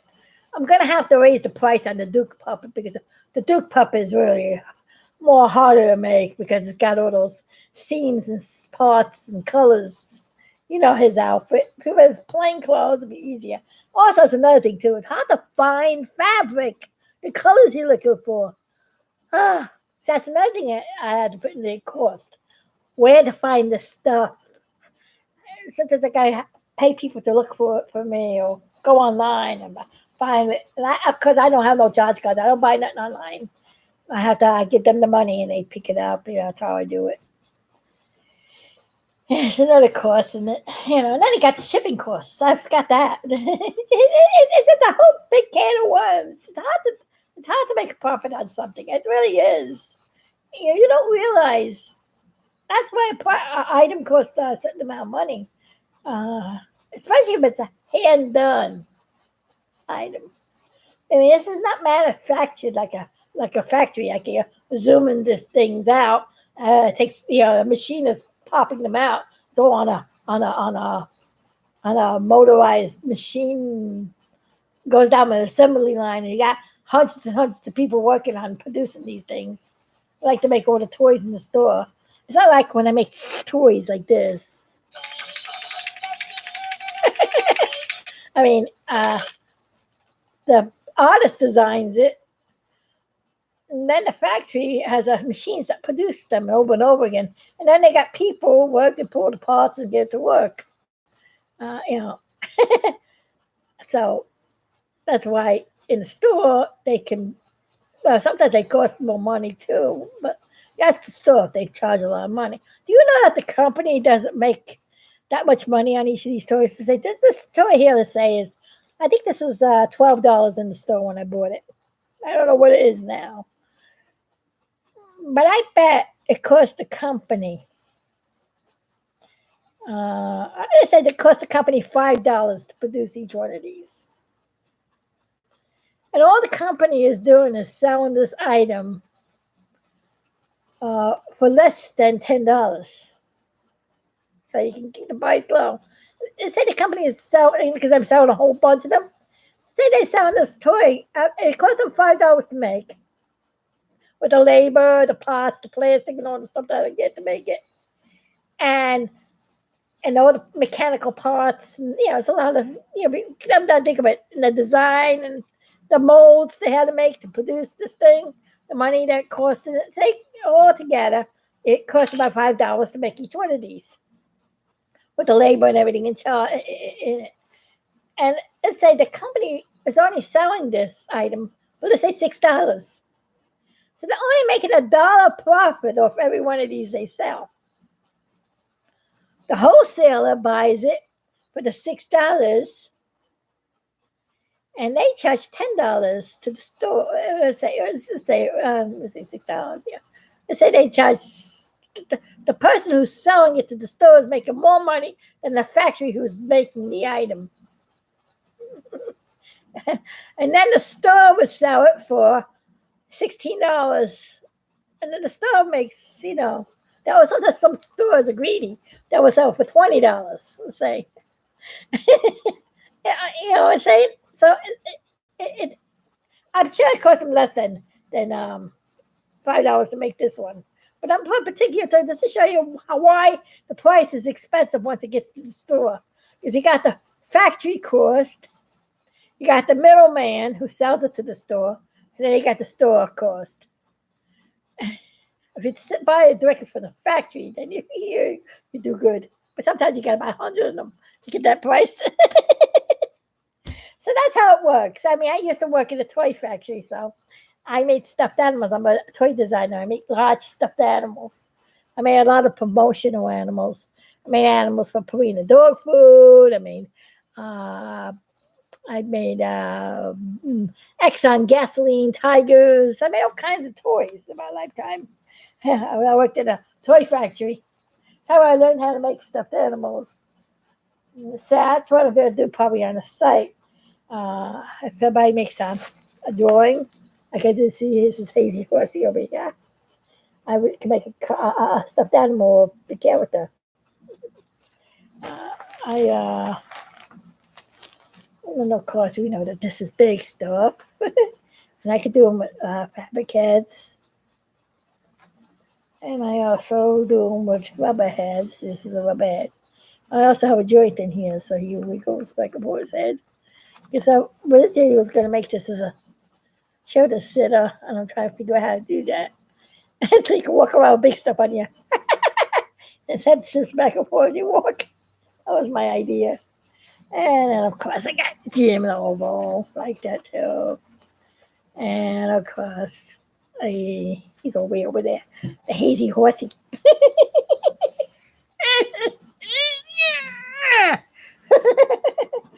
We have to have the hazy one as well. See, I like to produce these. See, these things I could sell once I get a thing on because it's my own copyright, cartoon characters. I need to be kind of dolls I'll be making, but I gotta see how I can manufacture these things. I got a friend in the toy company, so I'm trying to figure this out. One day, it depends, but it takes money, and that's one thing I don't have. I don't have that my money anymore to do things. So, and I also want to sell. My idea is to sell when you buy the doll. Let's say you're buying one of these dolls, or you buy the package of all of them together. Or say you buy, maybe I can make them as a purchase, so you can buy all of them together. Because it's not, you got to have all three astronauts. It's not good to just have the one. But let's say you buy the the set of the dolls. I would also have I'll have also probably the video that goes with the series. Now, of course, this is the new one I just made. How many of you saw Big Stuffing? There'll be the DVD adventure that the characters are in. So it'll be like a package deal. You get dolls of the characters along with their movie. And horsing around videos inside a box. So I didn't pull it out. I forgot to do that before I did the video. But, you know, oh, say I would be, you'll buy, if you buy the dolls like this, all right, it would come with the video that they're in, like this, It'll be a nice set, wouldn't it? That'll be my dream, to manufacture my own toys or my own characters and have them on a line. Of course, I got dolls on Eclipsio and Embryo and Zygo also.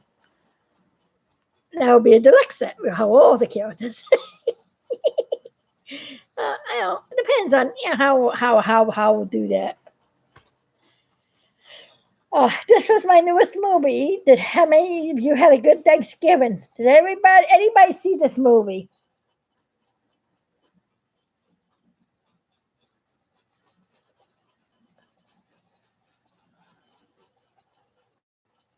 Yeah, I'm gonna try to do that. Get a website, do customer, but I gotta first see how I can produce things. Because if I get hundreds of people that want this, I gotta first produce these before I can do that. And to do that, you need this money. I would need at least 100 copies of this before I do that. And I priced it out. If I wanted to reproduce a DVD like this and have it in production, I need at least $1,000 to get started. $1,000 to me, I'm very low budget. After losing almost $10,000 a head, no, I'm not working, so it's like I'm tight. Whatever money I get goes to bills, house payments, house taxes, food, all that kind of stuff that you need, electric, gas, internet, all that stuff. Yeah, I need to pay for the internet so we can talk, right? This is the movie Mandelbrot Jubilee, if you want to know about the Mandelbrot Set. This is the other movie I put up. These are my newest videos. Did anybody see these? And then, of course, my Thanksgiving special. I'm working on a Christmas one now. Christmas one should be coming up as soon as I get it done. I'm hopefully getting it done before Christmas. Yeah. Well, last year I had part of it made, and I ran out of time. So this year the goal is to finish it. But it's going to be different than the other one, of course. because I decided to change a couple of things. So it's not the same thing twice. It's going to be all new and fun. Yeah. Yeah. So that's my newbies.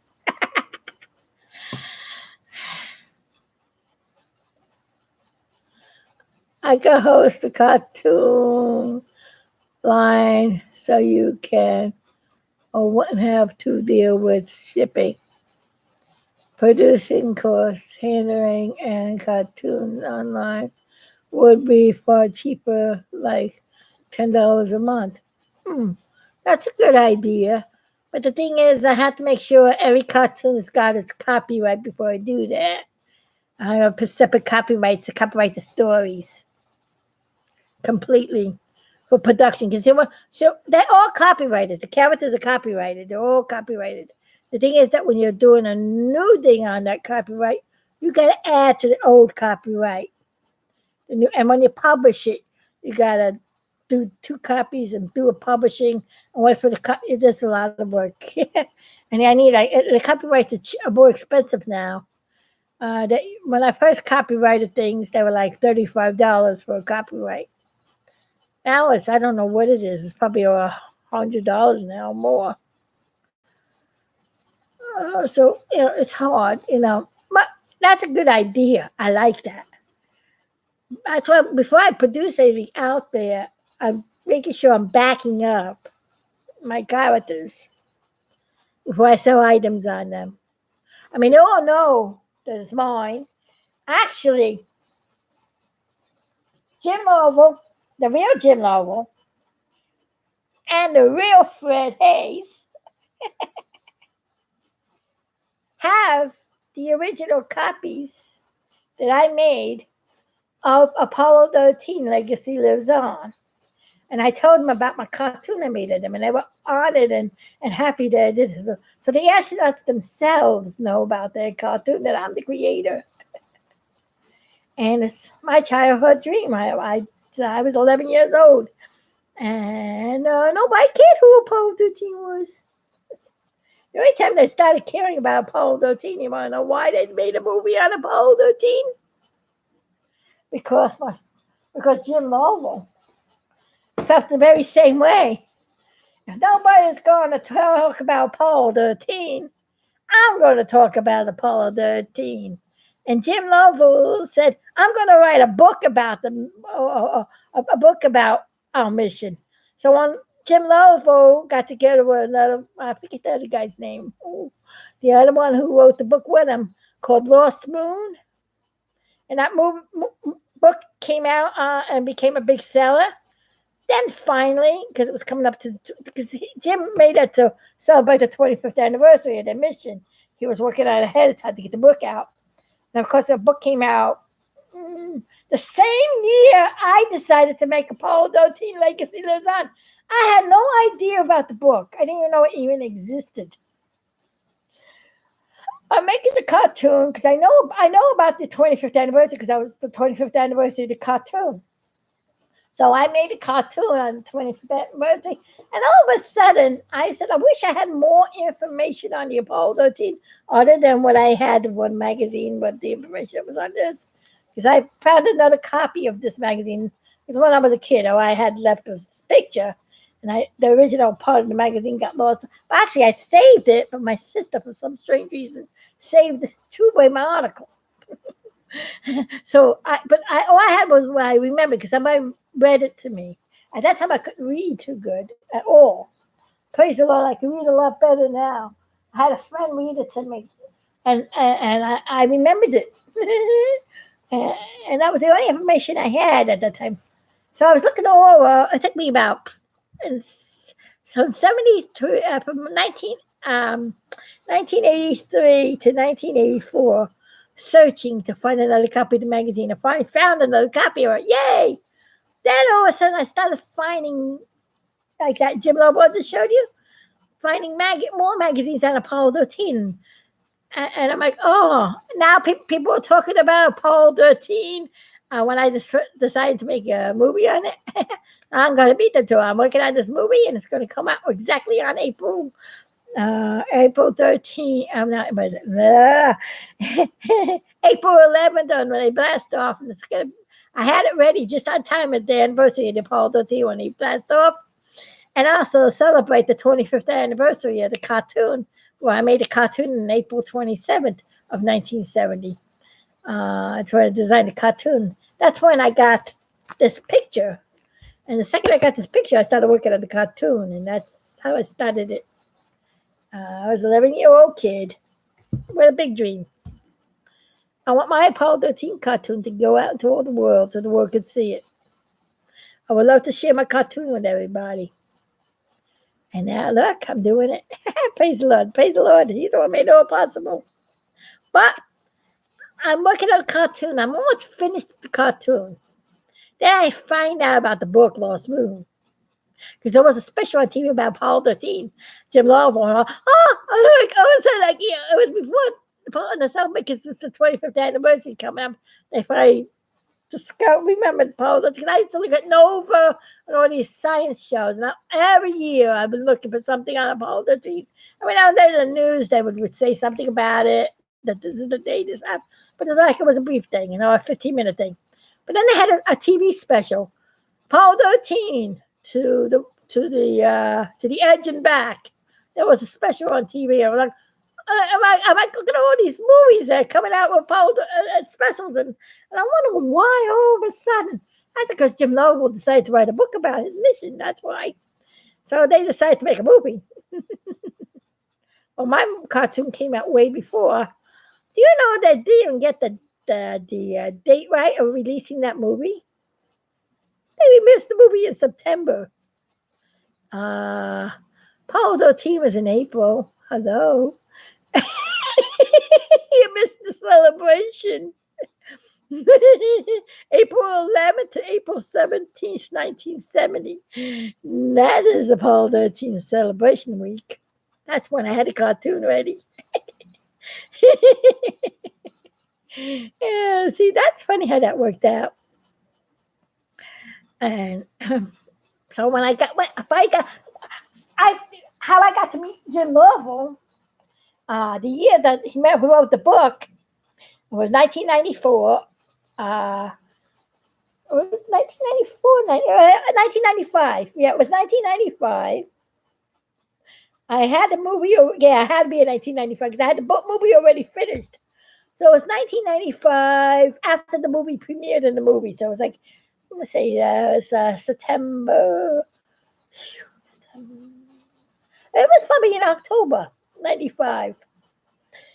I heard that Jim Lovell was doing a book signing thing in New York.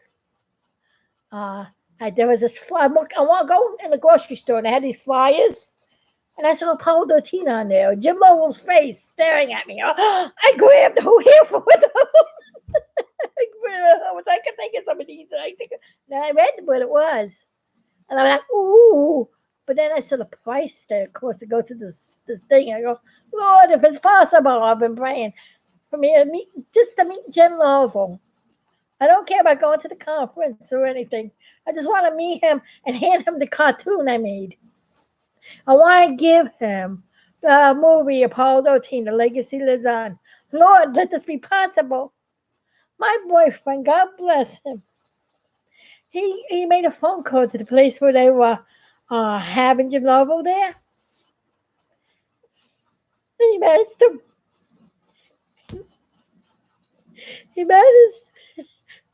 get me to see him.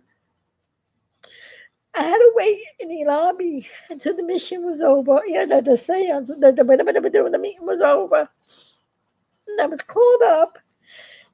There was a Skippy, face to face with Jim.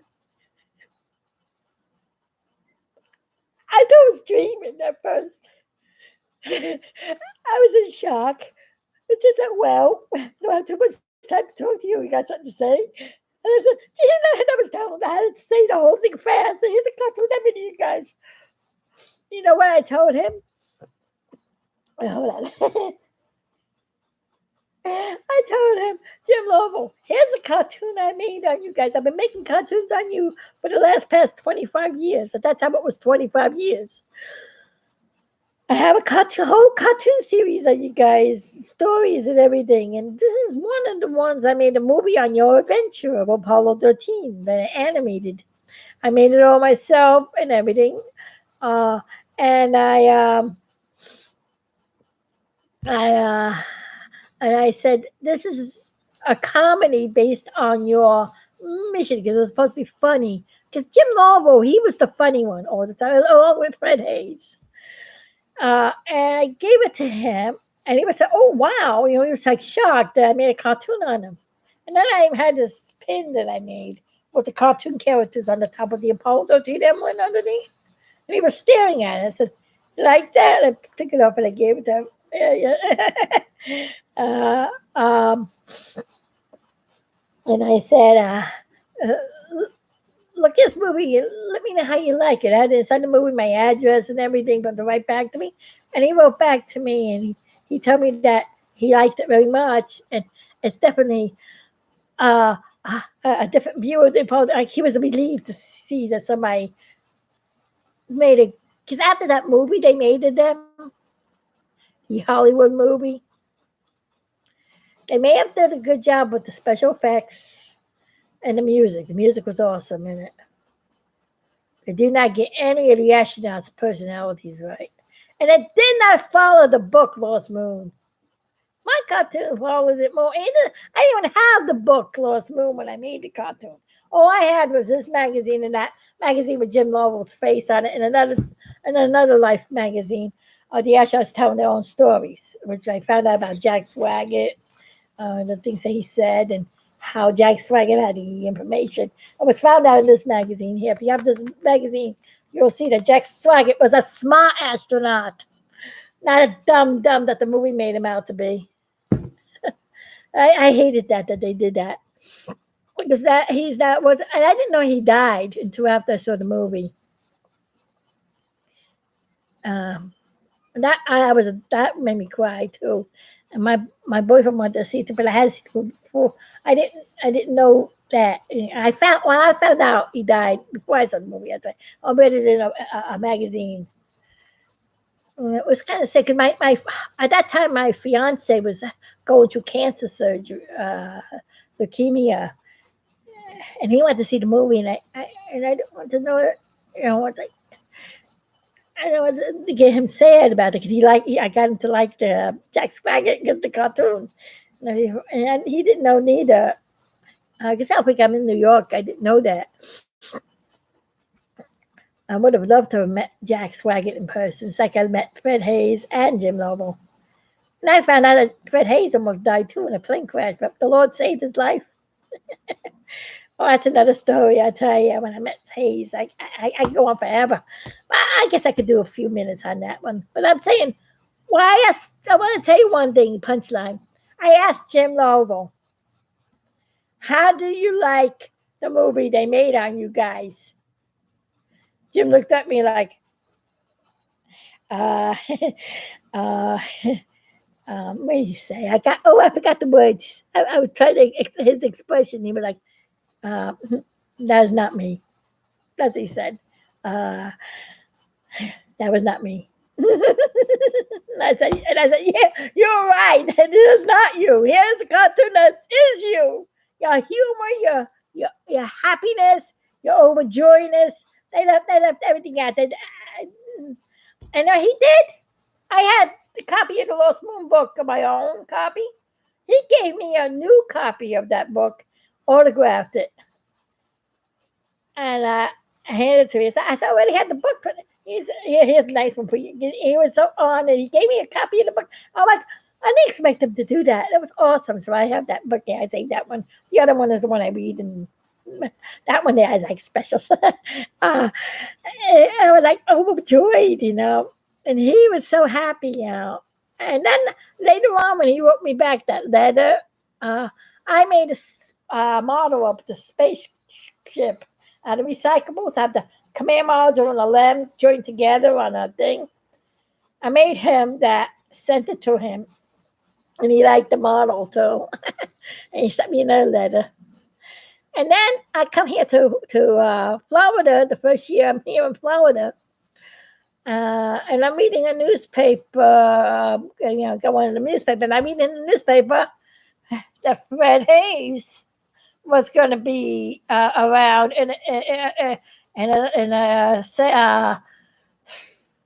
what do you call it, a meeting, and it was free. And I have got to get there. I don't care how I get there. I got to get there. I had made a copy of the movie to give to him. Uh, uh, and I met Fred Hayes in person. I don't know. Wait a minute. I sent out a copy of the video to Fred Hayes at the place where he was working, but he wasn't working there anymore. And the woman that was there sent it to him. So he had the video already because I got his address. He was working in the plane place. I forget the name where it was. I have it all written down in my thing. And he never wrote back to me. And I was wondering why he never wrote back to me. And I said, I hope he liked the movie. I hope it didn't sell to him. And I hope he got it, Until I come here to Florida, and I went to that meeting. And I told, and I had them because I always have this picture with me. I had this one with Jim Lobo too. It was amazing. And I had Paul Doteen stuff all over me, and like pictures of the cartoon, and I show them what I did.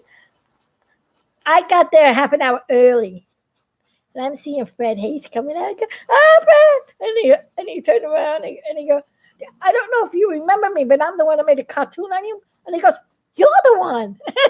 He knew me right away when I said I'm the one who made a cartoon on you guys. That goes to show you he liked it. And I've been looking back. He must have had in his suitcase. Because I asked him if there was any way I could get more pictures of you guys. He said, wait a minute, I got something for you. He went in the back room and he gave me a whole stack of pictures of them. I'm like, and we got to talk for a while and about the cartoon and all. And he too had the same response about the movie. Of course, they made him out to be what he wasn't. I would do the same thing too. Remember, I made a movie with me and did that. I'll go. But he liked my movie. And that was good. That's an honor. So I got to meet my Astro Boys. So actually, that's another reason why the Apollo 13 astronauts. I had a dream to make a cartoon on them, and I had a dream to meet them in person. And the Lord made it possible. I only wish I was able to meet the stuff. Sad to know that he passed on, but still, he lives on in the cartoon. And Jim Lobo liked what I did about big stuff because Jim Lobo knew. And he liked that I stuck up and so did Fred Hayes. That's probably the reason why they liked the cartoon, because they didn't make Jack out to be a stupid. But he is the astronaut, though. And you know what? It's funny how that worked out. Jack Swagget always did have the bad end of things in real life. He got stuck with a broken spacecraft, of course. But he wrote the book on what to do when things went wrong. And he was the right astronaut to be up there. Because if Kim Manley was up there instead of him, because he had a smart brain. See, the movie made him out to be a dum-dum. But he really was a smart astronaut. Actually, he made the contingency sample. He wrote the book before Apollo 11 went on to the moon. He was the hands behind it. He's the one that said, what if this goes wrong? What if that goes wrong? He made all the contingency things of what to do if something goes wrong. He wrote the book on that. He was a backup crew of Apollo 11. He was part of it. He was in mission control. I don't know if he was a backup crew of Apollo 11. Was he? All I know is that he was assigned to do the contingency. I have a hard time pronouncing words because I don't have the teeth. Contingency program on what to do when things go wrong. He was planning things out. it takes a smart mind to do that. The movie got him out to be a dum-dum, somebody that really trained good enough, somebody just liked to go after girls because he was the only astronaut that was married. Reason why he wasn't married was because he was going out with all the girls. It's because he was very dedicated to his work. He wrote the books. He was constantly at NASA. He was too busy to do that. He was constantly working. That's the life story of Swaggart. If you look up some things online, you'll get to know who he really was. Like, you know what? It was very close to the way I made a cartoon of him in a way. Because he did have a lot of things that happened to him that shouldn't have happened to him. But, you know what? He was going to be he was going to be what do you call it?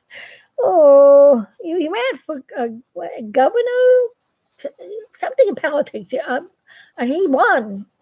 But fortunately, he didn't live long enough to fulfill that. But I'll tell you, he would have been a perfect candidate, and I know he would have done a great job. But maybe the Lord had better thing. I don't know why he was taken so soon, but all I know is that there may come a time that we'll meet again in the future. I'm only praying that and he'll be saying, thank you for sticking up for me. Thank you for, so thank you for giving to the Lord. Well, I would stick up for what's right. I got to give credit where credit's due. If this astronaut was smart enough to write the book of what to do when things go wrong, and he was to back up plans on Apollo 11 to see what to do if there was any dangers, and he had a smart brain, and then they make a movie about him being such a dum-dum, of course. I mean, really. So that's, did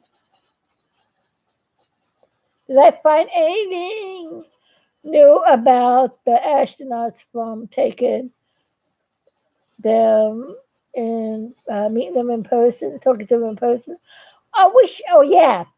I didn't have that long enough time to talk to Jim Lovell because he had to go. So I only had a short moment to talk to him. I would love to meet him again to talk to him. But I did have a full half an hour to be with Fred Hayes before his thing. And then I found out about something I never knew. Fred Hayes, praise the Lord, he's alive. And it doesn't even look like he had a plane crash accident.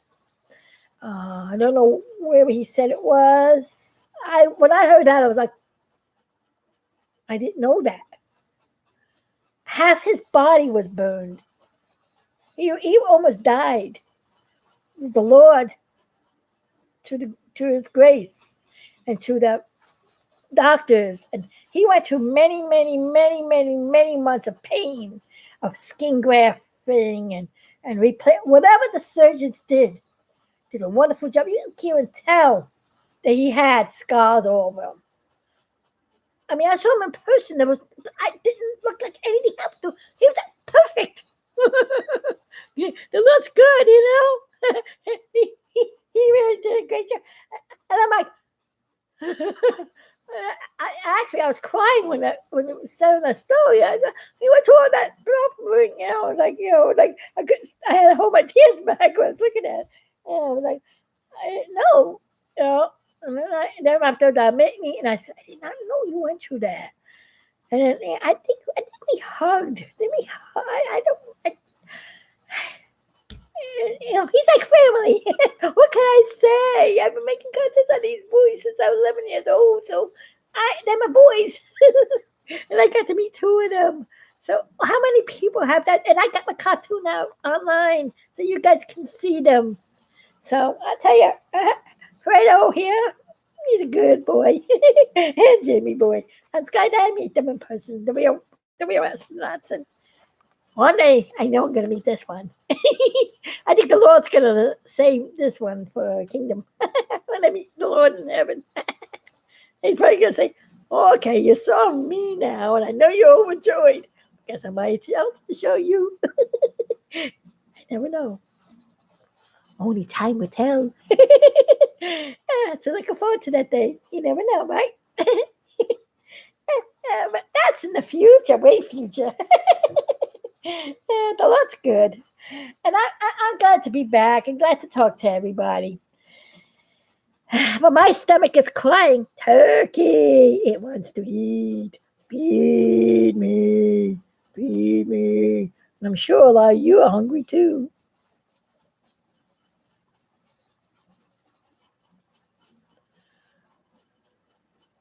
Yeah, thank you. Yeah, the Lord made it very, very, very possible for that. That that's a dream come true. Not only did I meet my astronauts in person, but I met one of my favorite singers too, Sandy Patty, which is a gospel singer. I was able to go on a cruise with her. That was another story. I mean, I have cartoons I made of her too. I didn't put them online yet because I had to see if I got the permission to do it first. Now that I write to her, I gotta see, and I gotta make sure I'm writing to the real Sandy Patty and not the phony Sandy Patty that tries to write back to me. I know the difference between the real Sandy Patty and the phony Sandy Patty. And plus, I gave Sandy Patty when I met her in person a copy of the cartoon I made of her. She made a children's album way back in the 80s called Friendship Company, the Friendship Company. And I animated the whole album and brought it to life. And gave it to her kids, and her kids loved it. When I was on the cruise, she said the kids love it. So I was thinking, if I'm able to upload it and I get the permission, YouTube, I get the permission from Sandy Patty herself, I will upload it. Because I know Sandy Patty. YouTube, Sandy Patty and I are friends. Just want to let them know that I don't do anything unless I got the permission to use somebody else's stuff. I'm an honest person. I like to do things right. And everything I do put up that has songs in them, I had permission to use it. Sometimes YouTube says, oh, that's so with the songs, you got to be careful today. They always like to try to do something. It's like, take for instance, what's his name? Oh, they hardly play his records on the radio. And I love him so much. Why can't I remember his name? Josh Wilson. Josh Wilson. How many people know Josh Wilson? How many people know Josh Wilson? He's a Christian singer. He encourages people to do things with his songs and one of his videos. And I did some animations using some of his songs, Christmas specials. And I put them up. And he had a song called "What That Was Then, This Is Now."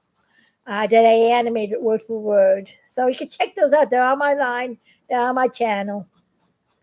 And I thank you, Josh Wilson. I'll give you a shout out, Josh Wilson. You need some more promotion or some more praise for your most wonderful music. I just wish that Z88.3 would play more of your songs. Not only just play a few songs of yours at Christmas time. Or just play that one song of yours every now and the blue moon. I refuse. It's the only thing they play on him. And it's like every 6 months they will put it on crazy hours. And so I listen to that Z station at night when I go to sleep at night. A lot of times the songs go on at night when I'm at 3 o'clock in the morning. I wake up and I hear Josh, like, all right, Josh. And I go back to sleep again.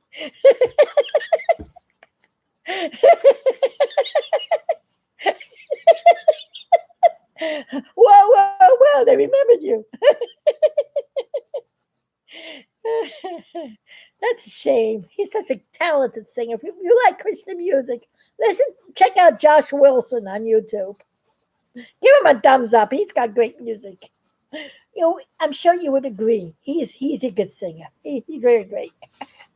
He deserves more promotion. Also, Don't forget to leave comments on the bottom when you see my movies. I look at them all the time. And I don't see too many comments on them. I know I get like 100 viewers or 250 viewers, but I only get 5 comments about the movie on the bottom. I'm sure those are the people who liked my movie.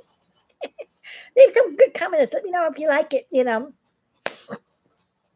Also, if you have any ideas what you'd like to see these crazy astronauts get themselves into, the sky is the limit. I got a lot of ideas for them. But who knows? Maybe some of you have some great ideas. And if I like them and I use them, I'll give you a great shout out. And I'll say, this cartoon is dedicated to my friend who gave me the idea. And then you'll see the idea. Oh, excuse me. My stomach is, when I get hungry, I get belchy. So that means I'm hungry. Okay, so we get some more turkey in there. Gobble, gobble.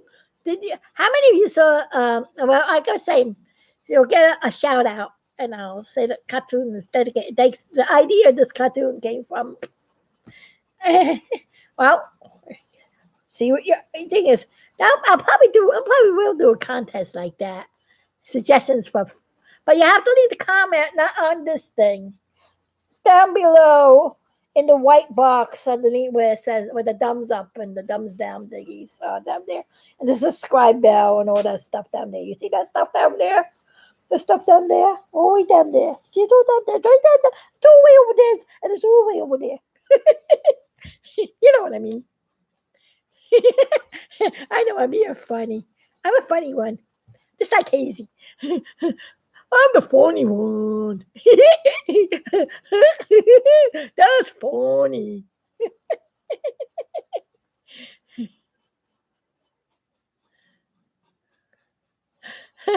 Yeah, I'll be leaving soon. I'll be going to eat soon. I just want to say hi. I haven't been here for a while. That's why I've been here for 2 hours and 18 minutes and 41, 42, 43, 44 seconds. And counting. Counting to the Mandelbrot Set. I just want to know how many of you saw my movies. Give me some clicks down there. Have you seen Mandelbrot Jubilee? Or it's a big stuffing? Or oh yeah, some people say they like what I do when I decorate my new movies. I forgot to show you. But if I ever make these in production, of course I'll probably do better pictures on them. Probably put some real stills in there like this. When I do the set, maybe when I do a set with dolls and all, your girls will poster too. But when I make a design a box for a movie, I usually sketch these out to get an idea what the movie is like. And so I make like an I like to draw on the actual CD itself. Come back here. The actual DVD itself. Can you see them? Oh, there's all the characters there in the movie. There's big stuff. Oh no, something going to happen to me. When you look at the show, you'll see. There's Jim Lobo, Fred Hayes, and the Eclipsio, and Zygote and Embryo. And here in the back, I got the master, so when I'm going to produce it. And then there's another extra copy for copywriting. I always do that when I make a movie. And then I got, of course, the Mandelbrot Jubilee one, the other one I made before that one. It's big stuff. You can see something's going to happen to him. And this is Jubilee. She's Jubilee Sally. She's on in the unseen world. They go to the unseen world and they go into the Mandelbrot Set. And Jim and Fred. And it says, the universe is upholded by the mind of God. In him, all things consist. The Mandelbrot Set shows this very thing. Numbers are concepts. They stem from the mind of God. The laws of mathematics are a reflection of God's thoughts. fractals occur both in space and in math and in the physical world. Numbers are a reflection of the way God thinks. The beauty is built into the math complexity. Beauty of infinite complexity is built into numbers. Numbers are abstract concepts of quality. And we finish reading what else it says about the movie. Concepts require a mind. Numbers are that reflection of the way God thinks. The laws of mathematics are conceptual, universal, invariant expressions, invariant expressionists and entities. I'm losing my voice. I am sorry. Hold on.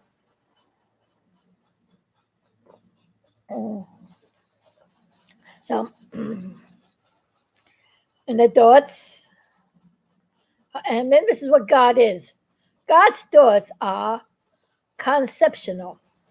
God is omnipresent. God does not change with time. God is sovereign. Therefore, the concepts of numbers experience come before man. They were before man, before we were created, because God used this to create us. This mind is thinking. That's why we're mathematically unique. In our DNA, there's a code. We put letters in place where numbers probably God originated. That's twirled around in a swirly thing. Mandelbrot Set does that, doesn't it? The universe and the planets spin around. Doesn't that happen in Mandelbrot? Okay. Before man, because numbers are reflections of the way God thinks. That's because the numbers are the reflections. I keep saying that numbers are the reflection of God's the way God thinks, which that's really the main point. That's what it is. It's the mind of God. It's how He thinks. Now, us humans may have made symbols for numbers. People will say, it's man-made. Numbers are man-made. Well, yeah, our symbols to represent the numbers may have been man-made, but I think everything that man made comes from wisdom. And that wisdom comes from the mind of God. And it was the mind of God who created us. And if God did not create us and create the universe and create all that is,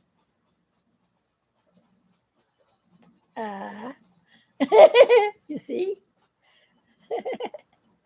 we won't be able to do this. So, apart from God, we could do nothing. But we may have designed the shape of 1, 2, 3, 4, -1, -2, algebra numbers, Z equals to Z, put letters and numbers A and T and G and C in the DNA. And we may have done all, figured out how to, and Mandelbrot himself figured it out. When he figured this thing out on the computer the first time, he was wondering why the numbers bounced around like that. He colored what set one stood in one spot. He was one that never escaped. And then there were others that bounced out. So he decided to color them 2 different colors. And when he mapped it out fast with a fast speed computer, it came out with this odd shape. And he was like, I bet his face was like, huh? What in the world is that? Like I did when I first saw it. It looks like a bug. Looks like a stingray. It's kind of hot. It's got a circle. It's kind of thing. It looks like a sperm, doesn't it? The sperm going into the egg, reproduction. This thing keeps reproducing itself. The Mandelbrot. The heart, where the number line goes, there's bulb number 3 on the bottom. There's a cross that goes right straight through. It's all the number line. Number line is here. The positive numbers are here. The regular numbers are here. The positive numbers. The negative numbers are here. The negative numbers are down here. These are the phantom numbers. These are the, let's see, right here. These are the true numbers. It goes up. True numbers going up. Now, this bulb is number 3. There are 3 little things that branch out. Each one of these bulbs are a number. I don't know if you can see it. This is like a very rough drawing of it.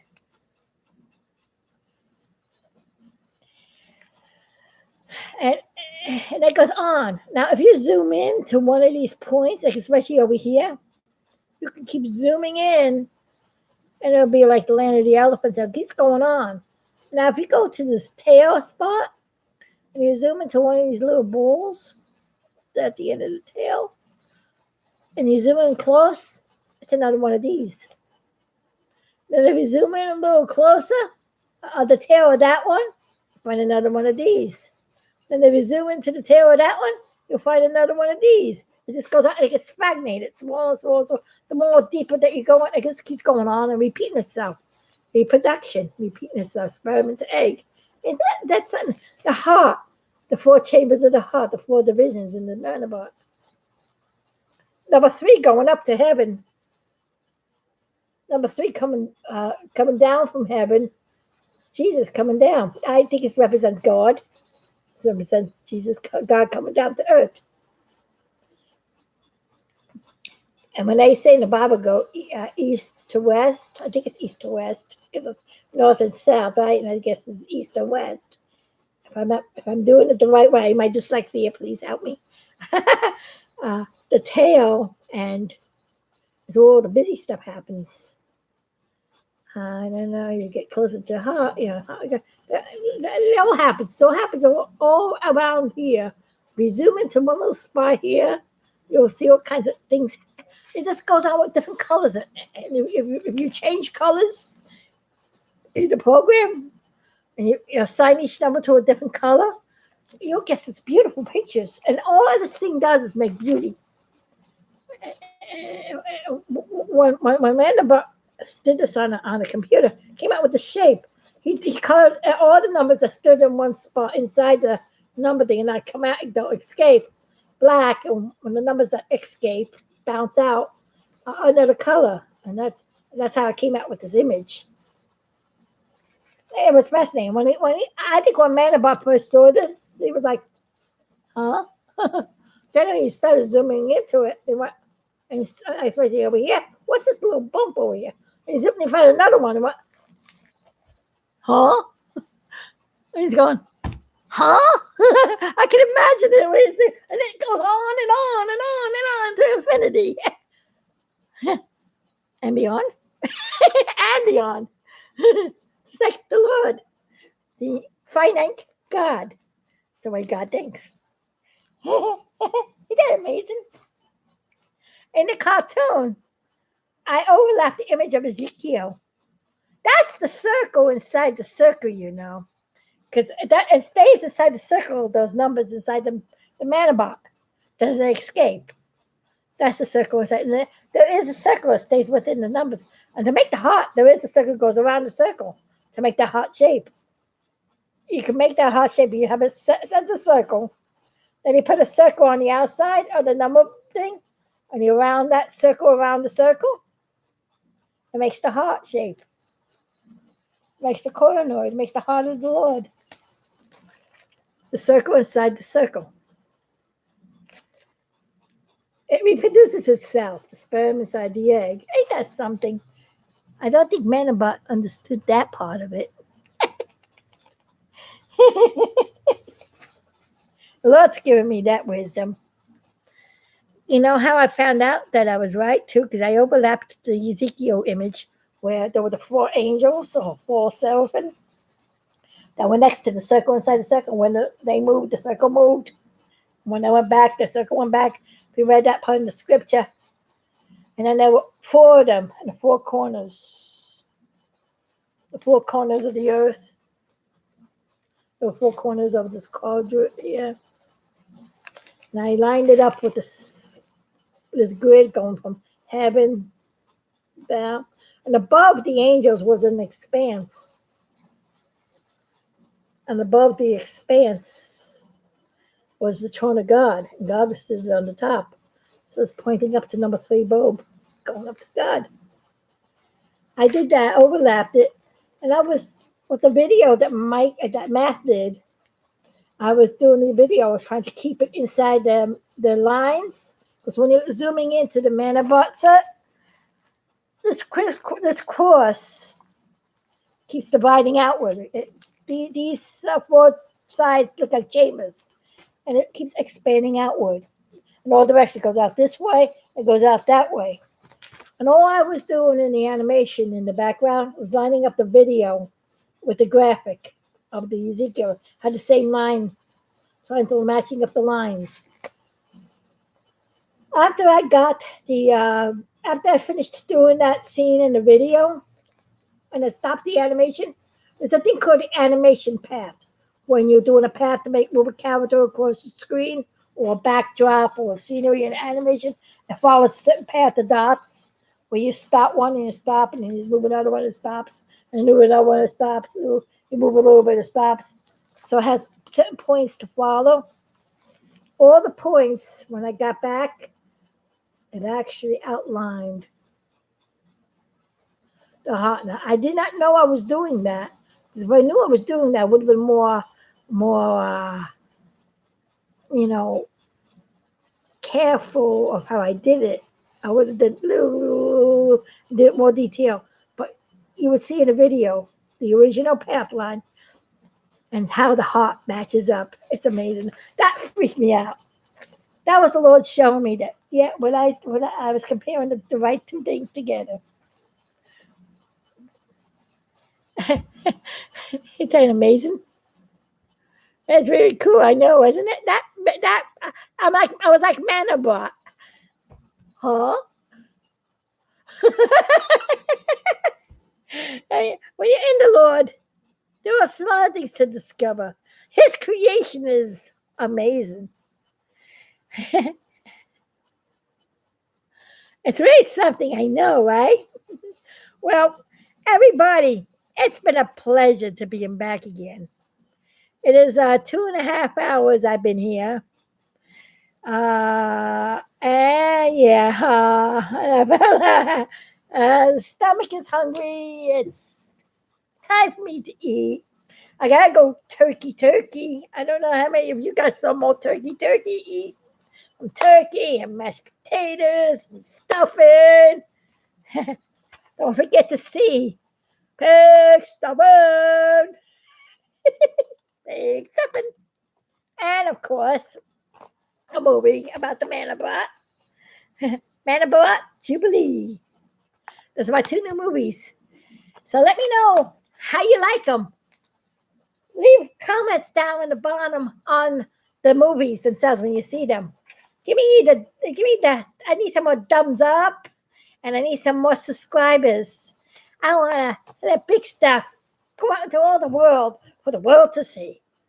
And I thank you everybody for helping me keep this journey going. And there's more big stuff coming. So I'm gonna be working on the Christmas video. And I'm gonna try to see if I can squeeze in some more time to be on. But if you don't see me into Christmas, so I'm gonna try to get done before Christmas. Because I got other things I have to do, get ready for the holidays as well. It's such a busy month next month. I gotta continue working on that. And I got some projects I have to work on. No, you know how it is. You work on one thing and everything happens at once. So if there ain't no further ado, I'll be back very sooner than later. All I know is I'm gonna try to be back before Christmas. Or I'm gonna upload the video on Christmas or before Christmas. I can do the Thanksgiving one. And then come back the day after when everybody's home and can't see me talking to you and exhausted.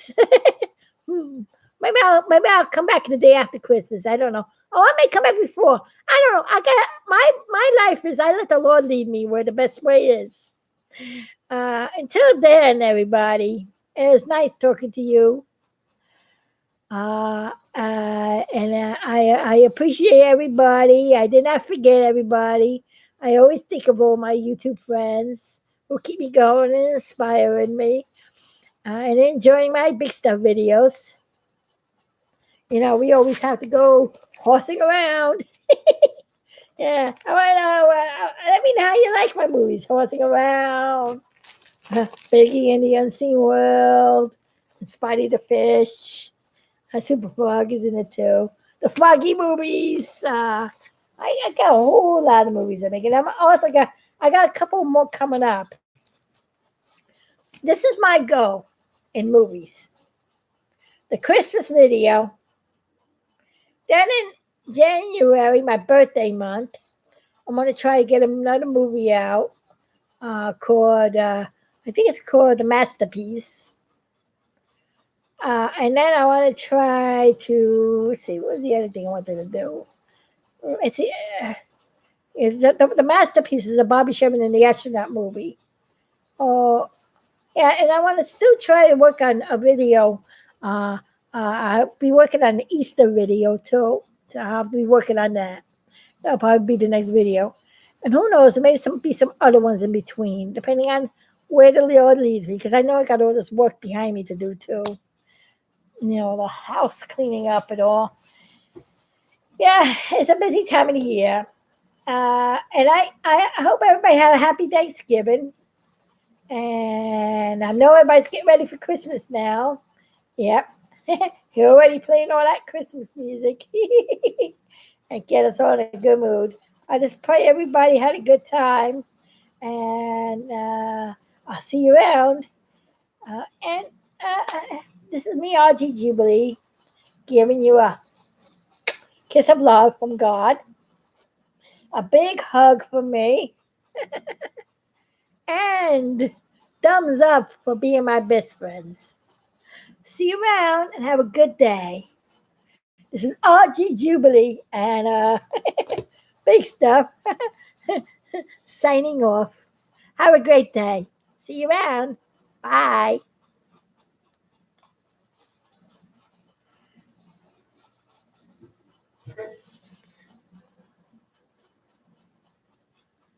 Okay.